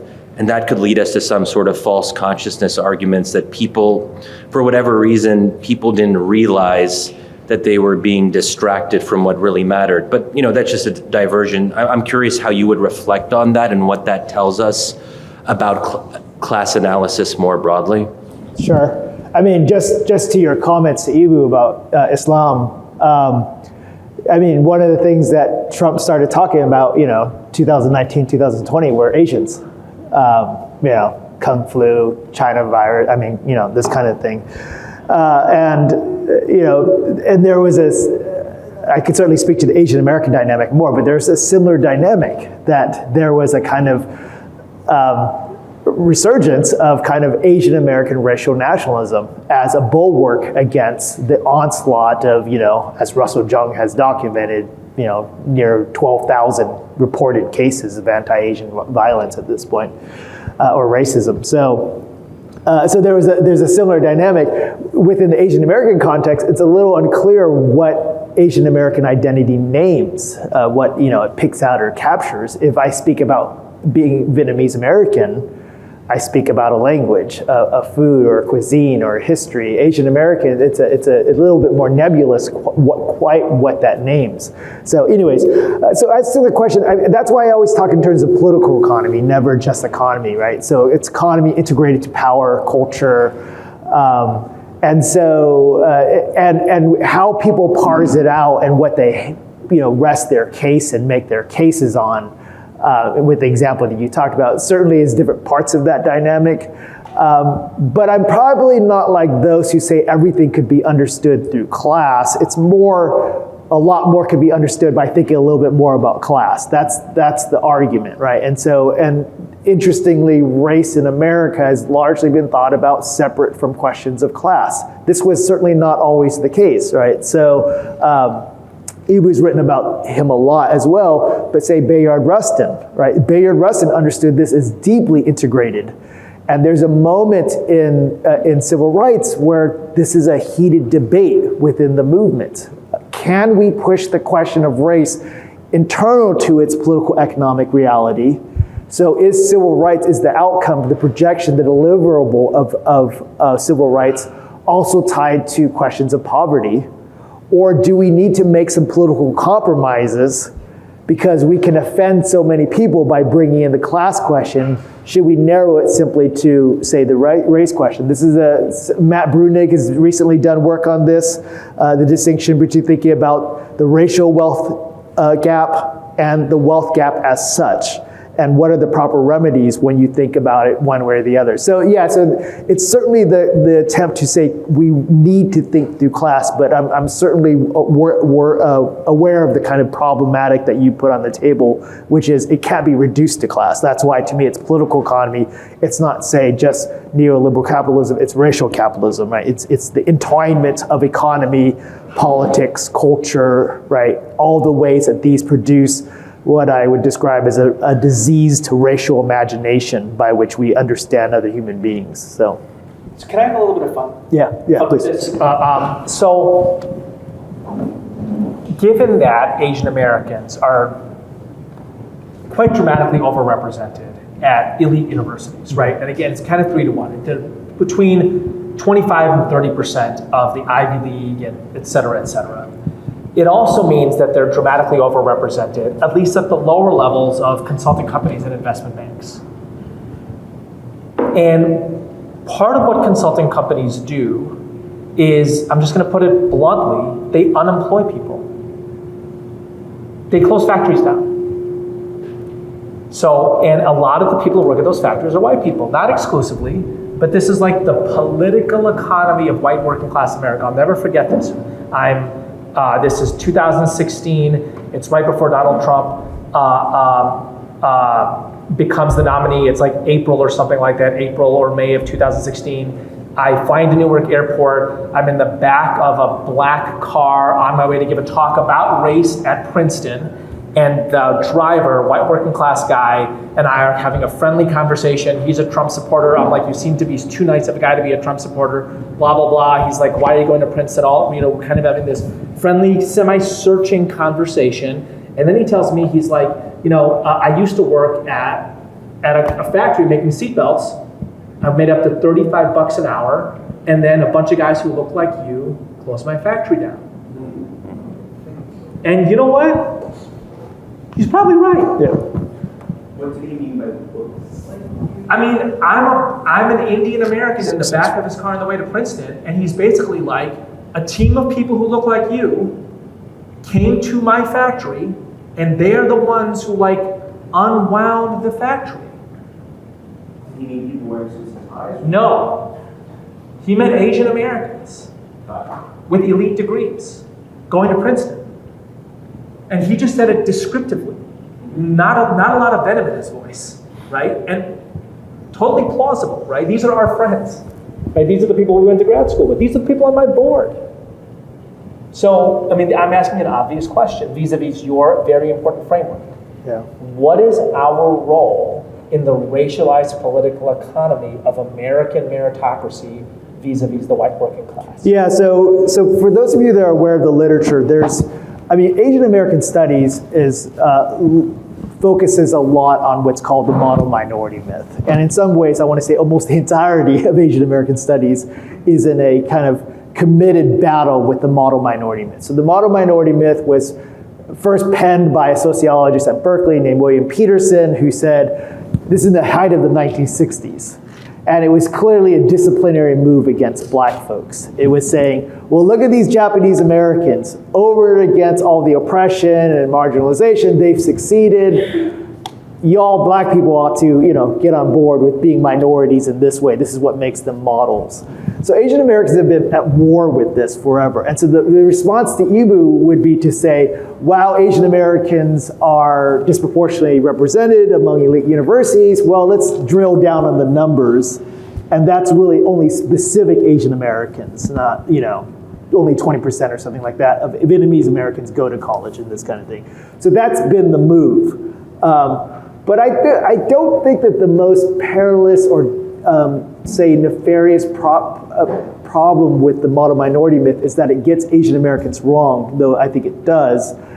even that it disciplines people, the thing I'm really worried about is the way that the model minority myth actually tempts Asians into its story and says that this is the trajectory of your life in America, and in ways that you can only achieve the burden of the myth, this level of success, exactly by living out versions of the story this person had, which is participating in forms of injustice, forms of exploitation, all under the kind of banner of diversity, right? Because you're not only running or closing the factories, you're now a person of color, and it makes us feel better about this.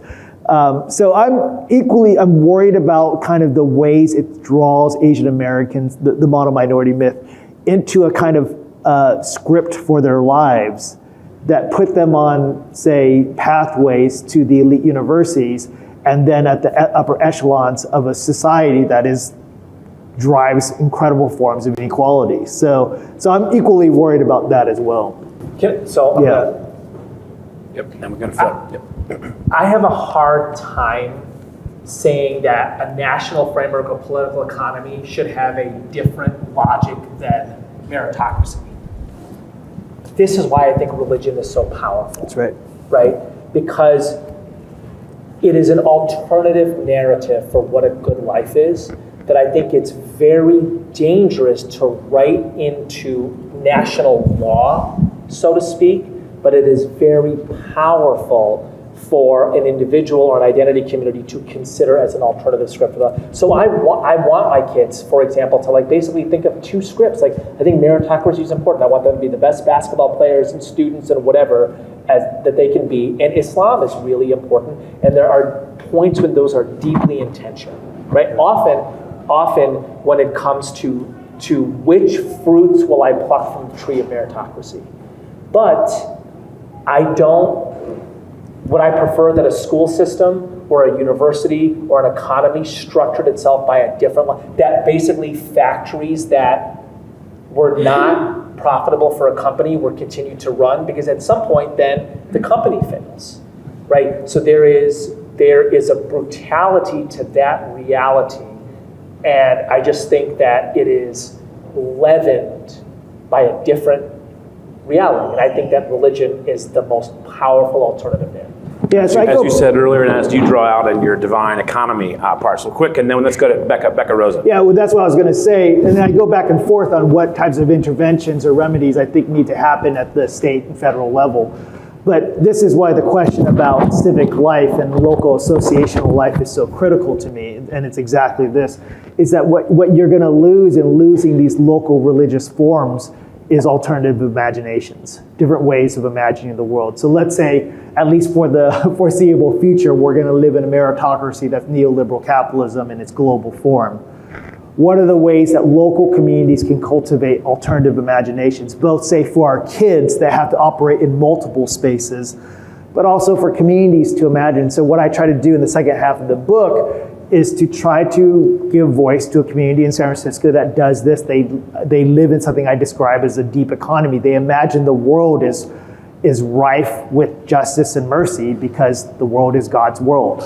And so for them, it never occurs to them to live differently than to live generously towards their neighbors. That's just what it means to be human beings as they understand it as Christians.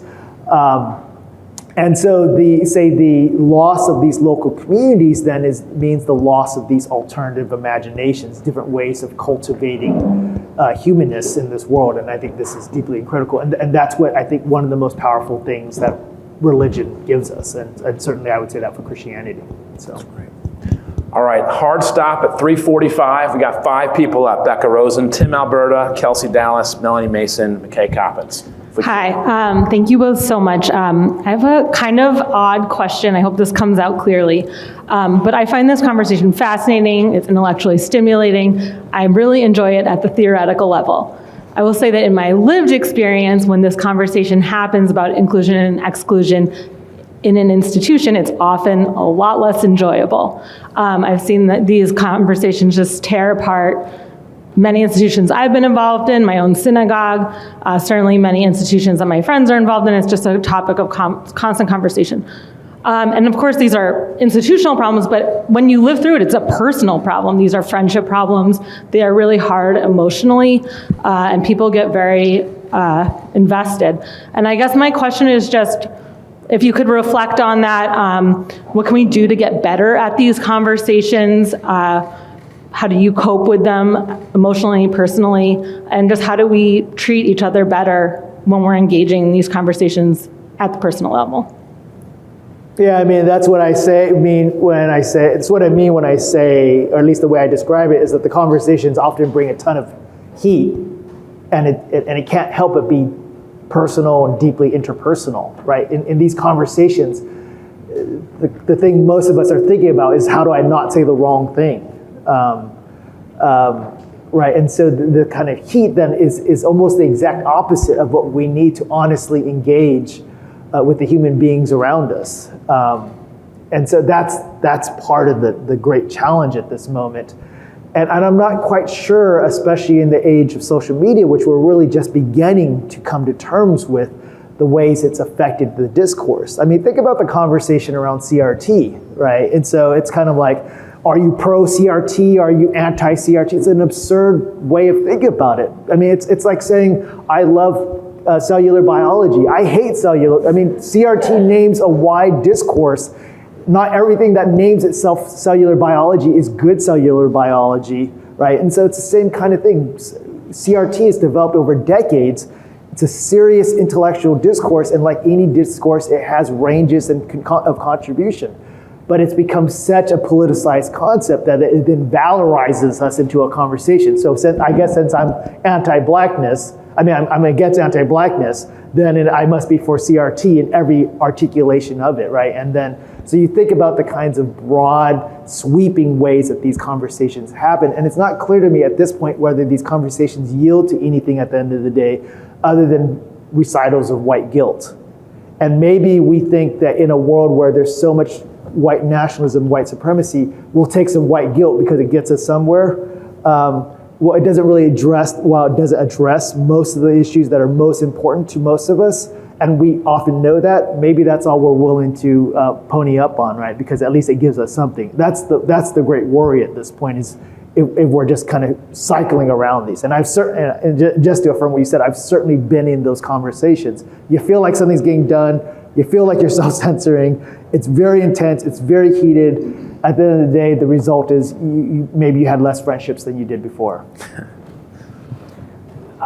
So what I find useful is just reminding myself of the different eras that I've lived through myself. I'm 46, adult life, whatever, 25 years. I've probably lived through 6 different historical moments in terms of like what was the operating paradigm. So we used to live in the Obama era, where it was just common to have a center-left person who stood up and said, I took off of my website everything that was snarky about the pro-life position, because the truth of the matter is I admire the position, I just don't hold it, and so much of who I am is because of what I learned from the sisters on the south side of Chicago when I was an organizer, right? We used to live in a moment where somebody said that and was widely celebrated for it. I mean, I'll give you other examples. Like, we used to live in the Mandela moment, right? Where it was widely celebrated that a man would come out of prison after 27 years and put on the jersey. There's a movie made about this. Put on the jersey of the hated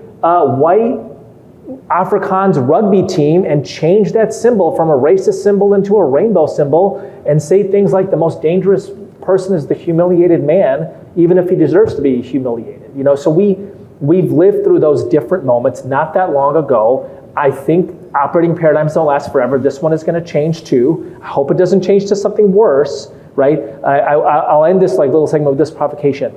Remember the film Dead Man Walking? Yeah. Could that film be made now? What's the movie about? The movie is about a Catholic sister developing deep sympathy for a white racist rapist. That's what that movie is about. I like to think if Susan Sarandon were still around, it could be made. It was a wonderful film. It was a wonderful film. Yes. Susan Sarandon does a lot for it. But that's what the movie is about. Sean Penn, on the other hand. That's what the movie is about. And it is extolling the deeply religious virtue of forgiveness even in the face of things you shouldn't forgive. I'm going to say straight, could that, forget how celebrated the movie was, which, I mean, like, I don't know how many awards it won, right? Could that movie be made today? And therefore, could the conversations it necessarily generated about mercy, death penalty, crime be raised, right? That's part of the problem of the discourse. So imagine you're raised in a steady diet of being critical of everything, right? And there's a movement afoot within academia, it's called post-critique, that's also deeply worried about this. But let's just say you're raised in a steady diet of seeing everything in deeply suspicious terms. Do you ever produce a movie like that? Do you ever tweet that it's a great movie? The community in San Francisco, or any number of communities that we are all inspired or that do amazing work, do they get off the ground? Or is our posture towards them, well, there's got to be some white supremacy going on somewhere here. Maybe there is. That's the work we need to do on the ground and figure out. But there's a critical posture that we are now inhabiting, and I hope it's just a momentary thing, but it's deeply debilitating in terms of the ability to put skin in the game and offer a productive, constructive set of possibilities. We're just going to pile on to your awesome question. About a decade ago, I explored a role as a headmaster of a school. And this guy who was smart and wise in my faith tradition basically said, you know, and this is the thing about journalists, right? Journalists, more profit, there's more truth, there's more, and I got the best job in the world, now I get to know a bunch of journalists, right? Different personalities are going to answer this differently. But on the question you specifically asked, in my faith tradition, we've got the idea of prophet, priest, and king, all being functions of what we do in life. And so if you're prophetic and if you're a columnist, like Molly isn't, you know, you're always sort of speaking, you know, truth for the. If you're a king, you're running an organization, and you got organizational questions to ask, like Ibu. You know, it's hard. You got it's an organizational function. But this guy suggested that the role of a headmaster in a little school was mostly priest. And his idea was, you know, your job really isn't so much writing the manual. It's mostly taking on the pain of other people upon yourself and then just giving it over to God. And then they can go away free, and you can go away free. So I thought that was an interesting nudge. And I just think this hard conversation is replete with that. Tim, Alberta. Guys, hear me? Thank you both for having this conversation. I'm glad I've been running my recorder, and I'm going to listen to it again on the flight home. Some of us are not Rhodes Scholars, so it's going to take 2 or 3 listens to fully digest some of this, but it's really been excellent. At the risk of being reductive, let me ask you something. You talked about the operating paradigm, this moment that we're living through right now, and so much of the emphasis on race, racial identity, and the challenge of de-emphasizing, or as you said, Jonathan, I think you said, I wrote it down somewhere, destabilizing race as an explanatory category. So none of this can be discussed in a vacuum because, of course, the world is changing, the country is changing very, very quickly. I'm old enough to remember being a kid and having people in the community upset that there were signs going up, Spanish language signs going up at the grocery store or on the bus route or whatever, right? And today in the United States, we have 6 states that are majority minority. We'll have another 6 or 7 by the end of the decade. The country will be majority minority within a couple of decades. And of course, on top of that, you have an increasing number of Americans identifying as mixed race. You have rising rates of interracial marriages. And so you alluded a minute ago, Ibu, to this question of, an open question of where this goes from here. We're in this moment now with so much of this emphasis on DEI and CRT and being an ally and social justice and white privilege, white fragility, all of this, right? And I think about a lot of this as a dad. I've got 3 mixed race kids, and are they oppressor or are they oppressed? I think two of them are the oppressed, one's the oppressor. The middle one is the oppressor. But that's just personality types. But seriously, my wife and I talk about this, and I'm struck by something that's a little bit worrisome. On the one hand, I think to myself, in an America that is moving closer and closer to some sort of racial parity, so to speak, at least statistically, maybe this will be de-leveraged, this will be de-emphasized. But the other part of me wonders that if, in fact, this moment we're living in right now is in some way a byproduct of these rapid trends in which whites are shrinking as a part of the voting age population, as a part of the overall population, and whether or not there's some causation there. So how do you guys spin this whole thing forward and think about, in an America that will look fundamentally different, just as a racial composition, fundamentally different 10 or 20 years from now, when our kids are sitting around having these complex conversations? How will this have evolved by then? Will we be in a better place where it is de-emphasized, de-escalated, deconstructed, destabilized? I'm sorry, so many Ds. Will it be destabilized, or do you think that this is actually going to get far more intense, for lack of a better way of putting it? I mean, I think in the racial calculus is that the ideological use is protean. We'll figure out how to recoup race categories to justify other things, regardless of how the numbers go. That's the grim side or the dark side of things. I think the hopeful side, this is my attraction to Ibu's work, is that we need to figure out discourses and lean into concepts and language and practical forms of life with other people where there's skin in the game. We're committed to common causes, getting lead out of piping in homes, local forms of education and access. I think one of the problems within academia, as I alluded to earlier in terms of the kind of re-essentializing of white identity, is that one of the things I try to think about is how helpful is it to go around telling white people that the most important thing about them is that they're white? I mean, white nationalism seems to have done a good enough job on that score. And so I'd rather try to figure out ways to find coalitional possibilities that we share in common. I mean, I think part of the white nationalism kind of running rampant in this country is this kind of replacement narrative that, frankly, we feed into. Right? If we don't try to find coalitional possibilities. I mean, this is just Du Bois, Black Reconstruction, his masterpiece. At the end of the Civil War, what do you have in common in the plantation South? Really, really poor black folks and really, really poor white folks. And they began a coalitional set of possibilities around farming land because neither of them have access. But once that happens, once Jim Crow reinscribes white identity, right, then you're introduced into, what's introduced is what Du Bois called a psychological wage that paid off poor white people by telling them, well, at least you get to be white, right? That's the ideological ingredient. Rather, what we want to do, right, and there's a kind of inverted version of this now, where we don't think that white people, because they're white, morally matter. And maybe we decide as well that they don't politically matter, and so we don't invest in these realities. Well, if you're a white person in rural America and your kids also don't have access to education or equitable health care, right, and you turn on the news and the only thing you see when injustice is talked about is not white people, and that you as a white person are to blame for this, right, we reinscribe a narrative, right, and it's like the inverted version of the psychological wage.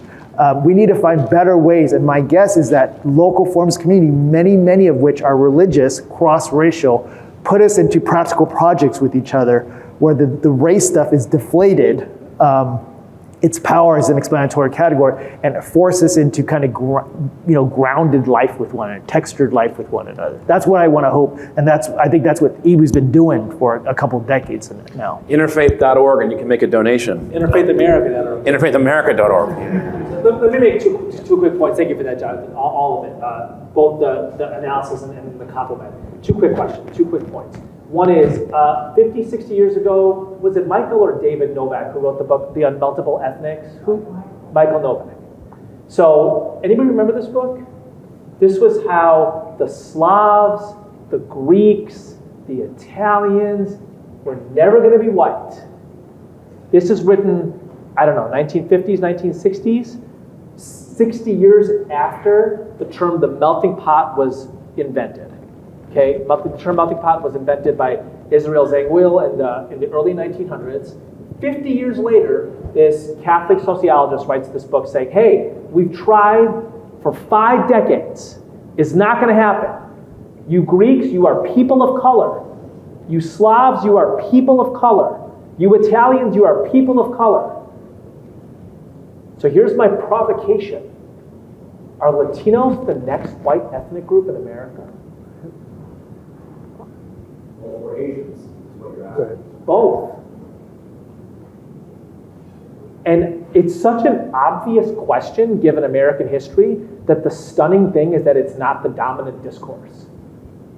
That actually the dominant discourse is like how all of these quote-unquote non-white people are one single lumped category, which, by the way, people of color, that's like 80% of the human race. It's just offensive to think we all have something in common such that you put us into the same category. But the other obvious thing is the warp and woof of American history is all of these groups, minus black people, basically become white ethnic groups. So why wouldn't that happen with Arab Americans, Asian Americans, and Latino Americans? Right? Here's my second point. My kids, there are 20 best friends between the two of them. They're 12 and 15. They're 20 best friends. 15 of them are probably mixed race. Okay, that's probably on the high side, but my wild guess is if you canvass if your kids are between the ages of, call it 8 and 20, you canvass, depending on where you live, somewhere between a third, a quarter, and 2/3 are mixed race. Okay, so line those kids up, 1 to 20. 5 of them look black, although probably 3 of those 5 are mixed race, they still look black. 5 of them look pretty white. The other 10, you just can't tell. So the Palestinian Mexican kid does not look any different than the Greek kid. So what do you do with that? So my point is, we're living in a paradigm that does this thing right now of white people versus people of color. It's problematic for all of the smart reasons that Jonathan said. But in 20 years, in 10 years, we could be living in a very different paradigm. And in fact, David Hollinger wrote a very smart book 20 or 30 years ago called Post-Ethnic, where he basically said that the multiracial nature, the interracial nature of where many marriages are going, plus the positive economic and educational trajectory of black people, will probably lead to a dramatic de-emphasis of race during in the next 50, 60, 70 years. That looked true during the Obama era, and then it didn't. Right? So we could live in a very different kind of intellectual paradigm in 5 to 10 years. We should not assume that the way we think about the world now, the categories, are going to remain.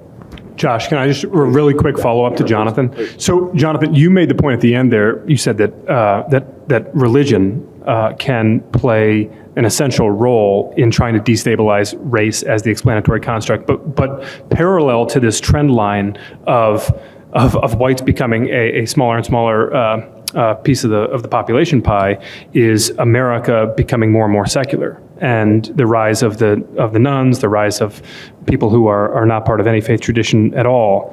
So how do you square that circle, right? I mean, not to try to make you not to try and darken your outlook even more, because I know that there's a bit of a yin and yang effect here with the two of you guys going back and forth, but I mean, really, how, in the absence of a more robust religious presence in American life, what else is there to try and de-emphasize some of this? Yeah, I should say the spirit of all of y'all's questions just reminds me journalists are a lot nicer than academics in terms of the kind of conversations. Yeah, I mean, and then there's also the part of the story of how religion actually just exacerbates everything, right? You can tell a story of an unholy trinity between American Christianity, American racism, and y'all white folks. So So you also have that story. But say on the positive side, the kind of acid effects on congregational life, and this is multiple kinds of congregations, that's one of the deep problems. So what are the forms of associational possibilities where people gather around common projects, right? Whether it be civic life, like, different types of clubs or reading clubs or around certain activities, but certainly the kind that can offer what I describe as a kind of deep economy, a way of imagining our life with one another beyond the terms of competition, meritocracy, scarcity. I think that's what religion gives us. Your question is, as the rise of the nuns and the loss of those communities, what happens? Maybe an optimistic move would be to say that maybe there's something metaphysically about humans that orients them to find that somehow in other kind of ways. The dark version of the story is that then we lose those alternative vocabularies and grammars. I think that's the force of the question that I heard earlier about the loss of associational civic life. So, and I don't know which way it'll go. I wonder if we can grab a couple of paired questions. We're going to hard stop at 3:45 because we've got to keep our word. But maybe we've got, I've got Kelsey Dallas, Melanie Mason. Maybe you guys could combine and see how far that gets us, and then maybe we can get one more. Kelsey and Melanie, can you aim for 2 sentences or less if you can? Jonathan, you said that there's a problem with seeing everything in deeply suspicious terms, but that's kind of what journalists are all about quite often. So I just wonder if you have words of wisdom for the journalism field as we sort of navigate this tricky topic. And Melanie, please, too. Well, Ibu, I can talk to you sort of offline about the specific Georgetown reference that you made, because I have a lot of interest in that. So I think Kelsey's excellent question can be the... Perfect. Let's make sure we get to Kelsey and Robert Downing. Get yours in, if you can. Along that line, I guess, one of the things I've been thinking about, I'm sorry if it doesn't seem like a fully formed thought, I'm trying to do it in 2 sentences and I'm already at 3, so. No, you got it. Grace. My editors love me.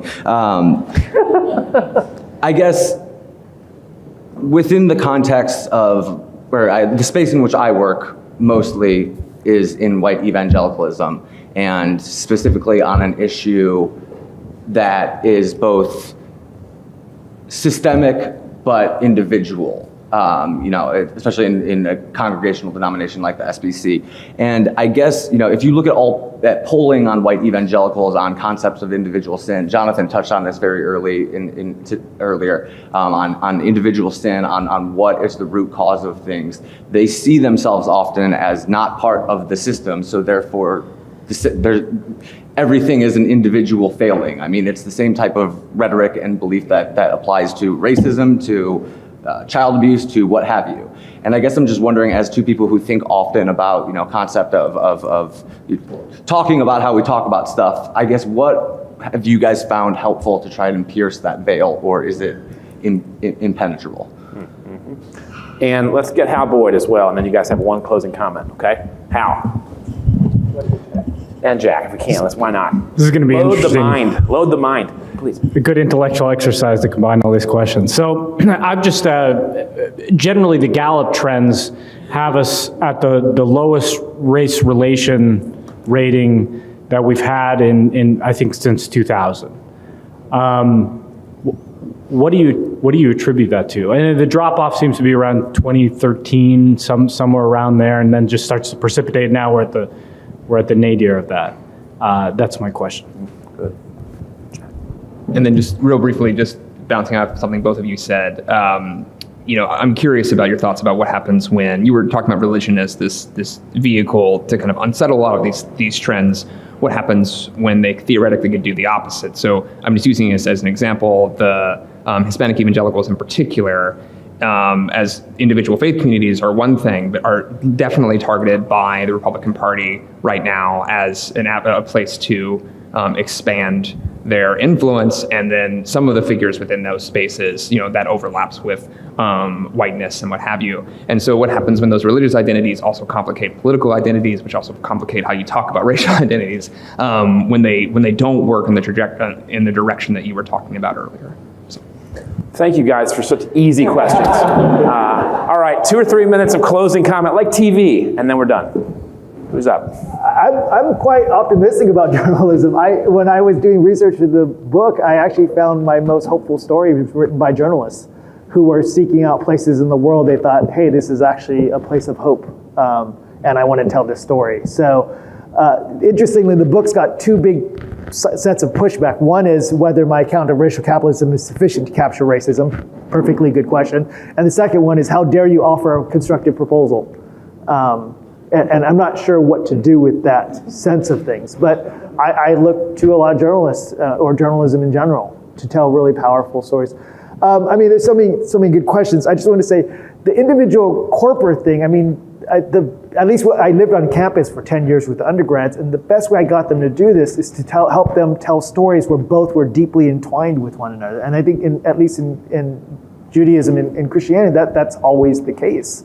That the story, and if it redounds to a sense of individual responsibility and calling, all the better. So I definitely want the two to go together, but I definitely feel you that there is a sense that, well, that's not me, and I don't speak for the system, this kind of thing. So to make a comment on the white evangelical question for a second, and as far as the kind of individual and corporate stuff, I know that less. But because white evangelicals are kind of constructed as the big bad guy in my world, I'm just wired to be like, I wonder how this might not be the case, right? So I'm just paying attention to those stories. And here's the one that I found most striking. This was, I don't know, I think this was around 2016. Trump is running for office, and there's just this virulent anti-immigrant, anti-refugee sentiment, right? And all the poll numbers show it's strongly supported by Southern white evangelicals, blah, blah, blah, all this stuff, right? And then there's this piece in the New York Times of this white evangelical, might have been a Southern Baptist church in Mississippi, where the congregants are the people taking the recent Sudanese refugees, Muslim or Christian, and showing them around Walmart, right? And I love that story, right? And not just because it played against type, but because it wasn't because it was an alternative logic, and I'm really interested in what that logic is. So my wild guess is a majority of those people voted against the refugee policy. If the refugee policy was put to a vote, right, particularly if it was charged with Donald Trump type language, they would have voted against it. But when the Sudanese Muslims, different race, different religion, are in the community, they're the actual ones taking them to Walmart. I'm actually super interested in that. And the way that I think is it's the exact opposite way as academics think, right? Which is find something concretely good in the world and ask how to do it more. And almost quite frequently, that concrete thing good in the world is taking place within some kind of religious context, and I'm interested in that, right? Like, how do we do more of this? And if these people won't vote for refugee policies, if you put it like this, but will help refugees concretely if the story is told like this, then just tell the story like this. And is there a way to then tell the story to get different groups of people who want to help refugees more? And I actually think of that as, people are like, but that's not systemic change. First of all, I'm like, what the hell is systemic change, right? Like you say it like it's an incantation. Like if you chant in systemic change 100 times, the system will change, right? Systemic change is like lots of things happening like this. Lots of things happening like this, and then maybe a national, a larger discourse emerging around it, and then maybe it changing a national story, and then maybe it impacting things like policy and law. So it's a different way of thinking about change. And what I want to end with is I actually think it's a religious way of thinking about change, and it comes from Islam, for me from Islam, and it actually is a very different understanding of the term prophet or prophetic, right? So often when Christians and Jews, and I say this with great respect, use the term prophetic and prophetic voice, they mean somebody who stands up and makes a big speech against the social order. That is not principally how Muslims who orient around the example of the Prophet Muhammad, may the peace and blessings be of God, principally understand it. Why is that? Because the Prophet Muhammad isn't just somebody who gives a Jeremiah against a current order. Yes, that is what he does, right? And it's collected in part in the form of the Quran. He's somebody who builds an alternative social order. He's basically Peter, Paul, and Jesus in one, right? And so that's my model for change. And to be very concrete about this, when the prophet moves from Mecca, where he preaches for 12, 13 years and then is hounded out because of his Jeremiah, it's against the social order, its economy, its exploitation, all of this, right? He's hounded out on pain of death, and he moves to a city called Yathrib. It gets renamed Medina, the city of the prophet. And the prophet does three things when he first arrives. He creates a constitution, right? A kind of document institution, called the Constitution of Medina, which is a loyalty pact which recognizes the distinctiveness of a variety of the communities and sects and tribes, their ethnic and their religious distinctiveness, Jews, Christians, pagans, etc., recognizes all of them and says, we will work together at times of mutual defense. The second thing he does is he builds a masjid, which, by the way, is not just a mosque for Muslim worship, it is a community center for gathering.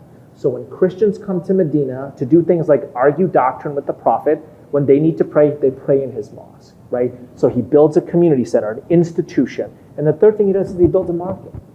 He builds a place where people can exchange. And so that's like my model of social change. My model of social change is the articulation of a better vision in which a critique of the existing order is implicit, but it's not the most important thing, right? It's an articulation of a better vision, and then it's institutions that instantiate it. Lovely. So if that mini sermon whet your appetite just a little bit, you should know that the last chapter of Ibu's excellent book is actually a letter to his two sons with some of these same themes in mind. And it's lovely, and I encourage you to take a copy of the book and to read it well. We got one last word from Jonathan, because maybe it was like, you heard a little bit of a sermon here. You got to say a sermon too. Who knows? And then I got one thing to say about our free time, okay? Ibu just converted me. Wow. Okay. Yeah, I mean, the political key of anti-racism needs to be proclamation, not resistance. Not that resistance isn't part of the language you use, but what are we calling people to? What are we inviting people to? And I love the Medina city on the hill image in Ibu's work. One of my favorite stories in the research, so I talk about this church in San Francisco, but one of the characters in the story is a woman who is at Stanford University. And she talked about Stanford being a place where you simultaneously learn two things. One, the world's going to hell in a handbasket. And two, you're at Stanford to save the world. That's why you're at Stanford, right? That's why you're a Rhodes Scholar. And the world's terrible, you're going to fix it. And she talked about how at Stanford, learning those two things simultaneously led to what she described as a paralytic episode. She literally couldn't put one foot in front of the other. She was so overwhelmed by the pressure of this calling. And so she ended up finding her way to this church Redeemer. And what she described there was finding people who were fed and nourished by the Christian liturgy, where the primary message of the liturgy is this world's got trouble, but this world is a beautiful place and God is committed to it. Where the radicalness was just in the ordinary practice of loving neighbors and gathering in worship and thinking through a local community. And there she realized that the radicalness of this world was simply leaning into what she thought God was already doing, not what she had to conjure up on her own. That the primary key was going to be something like proclamation. And what you're saying just now just reminded me of how powerful of a story this is. That what we need is prophetic in the full sense of the idea. I think the best Faith Angle speakers have a little faith in the mix, and I'm grateful to you both so much for the thick presentation and work. Thank you guys.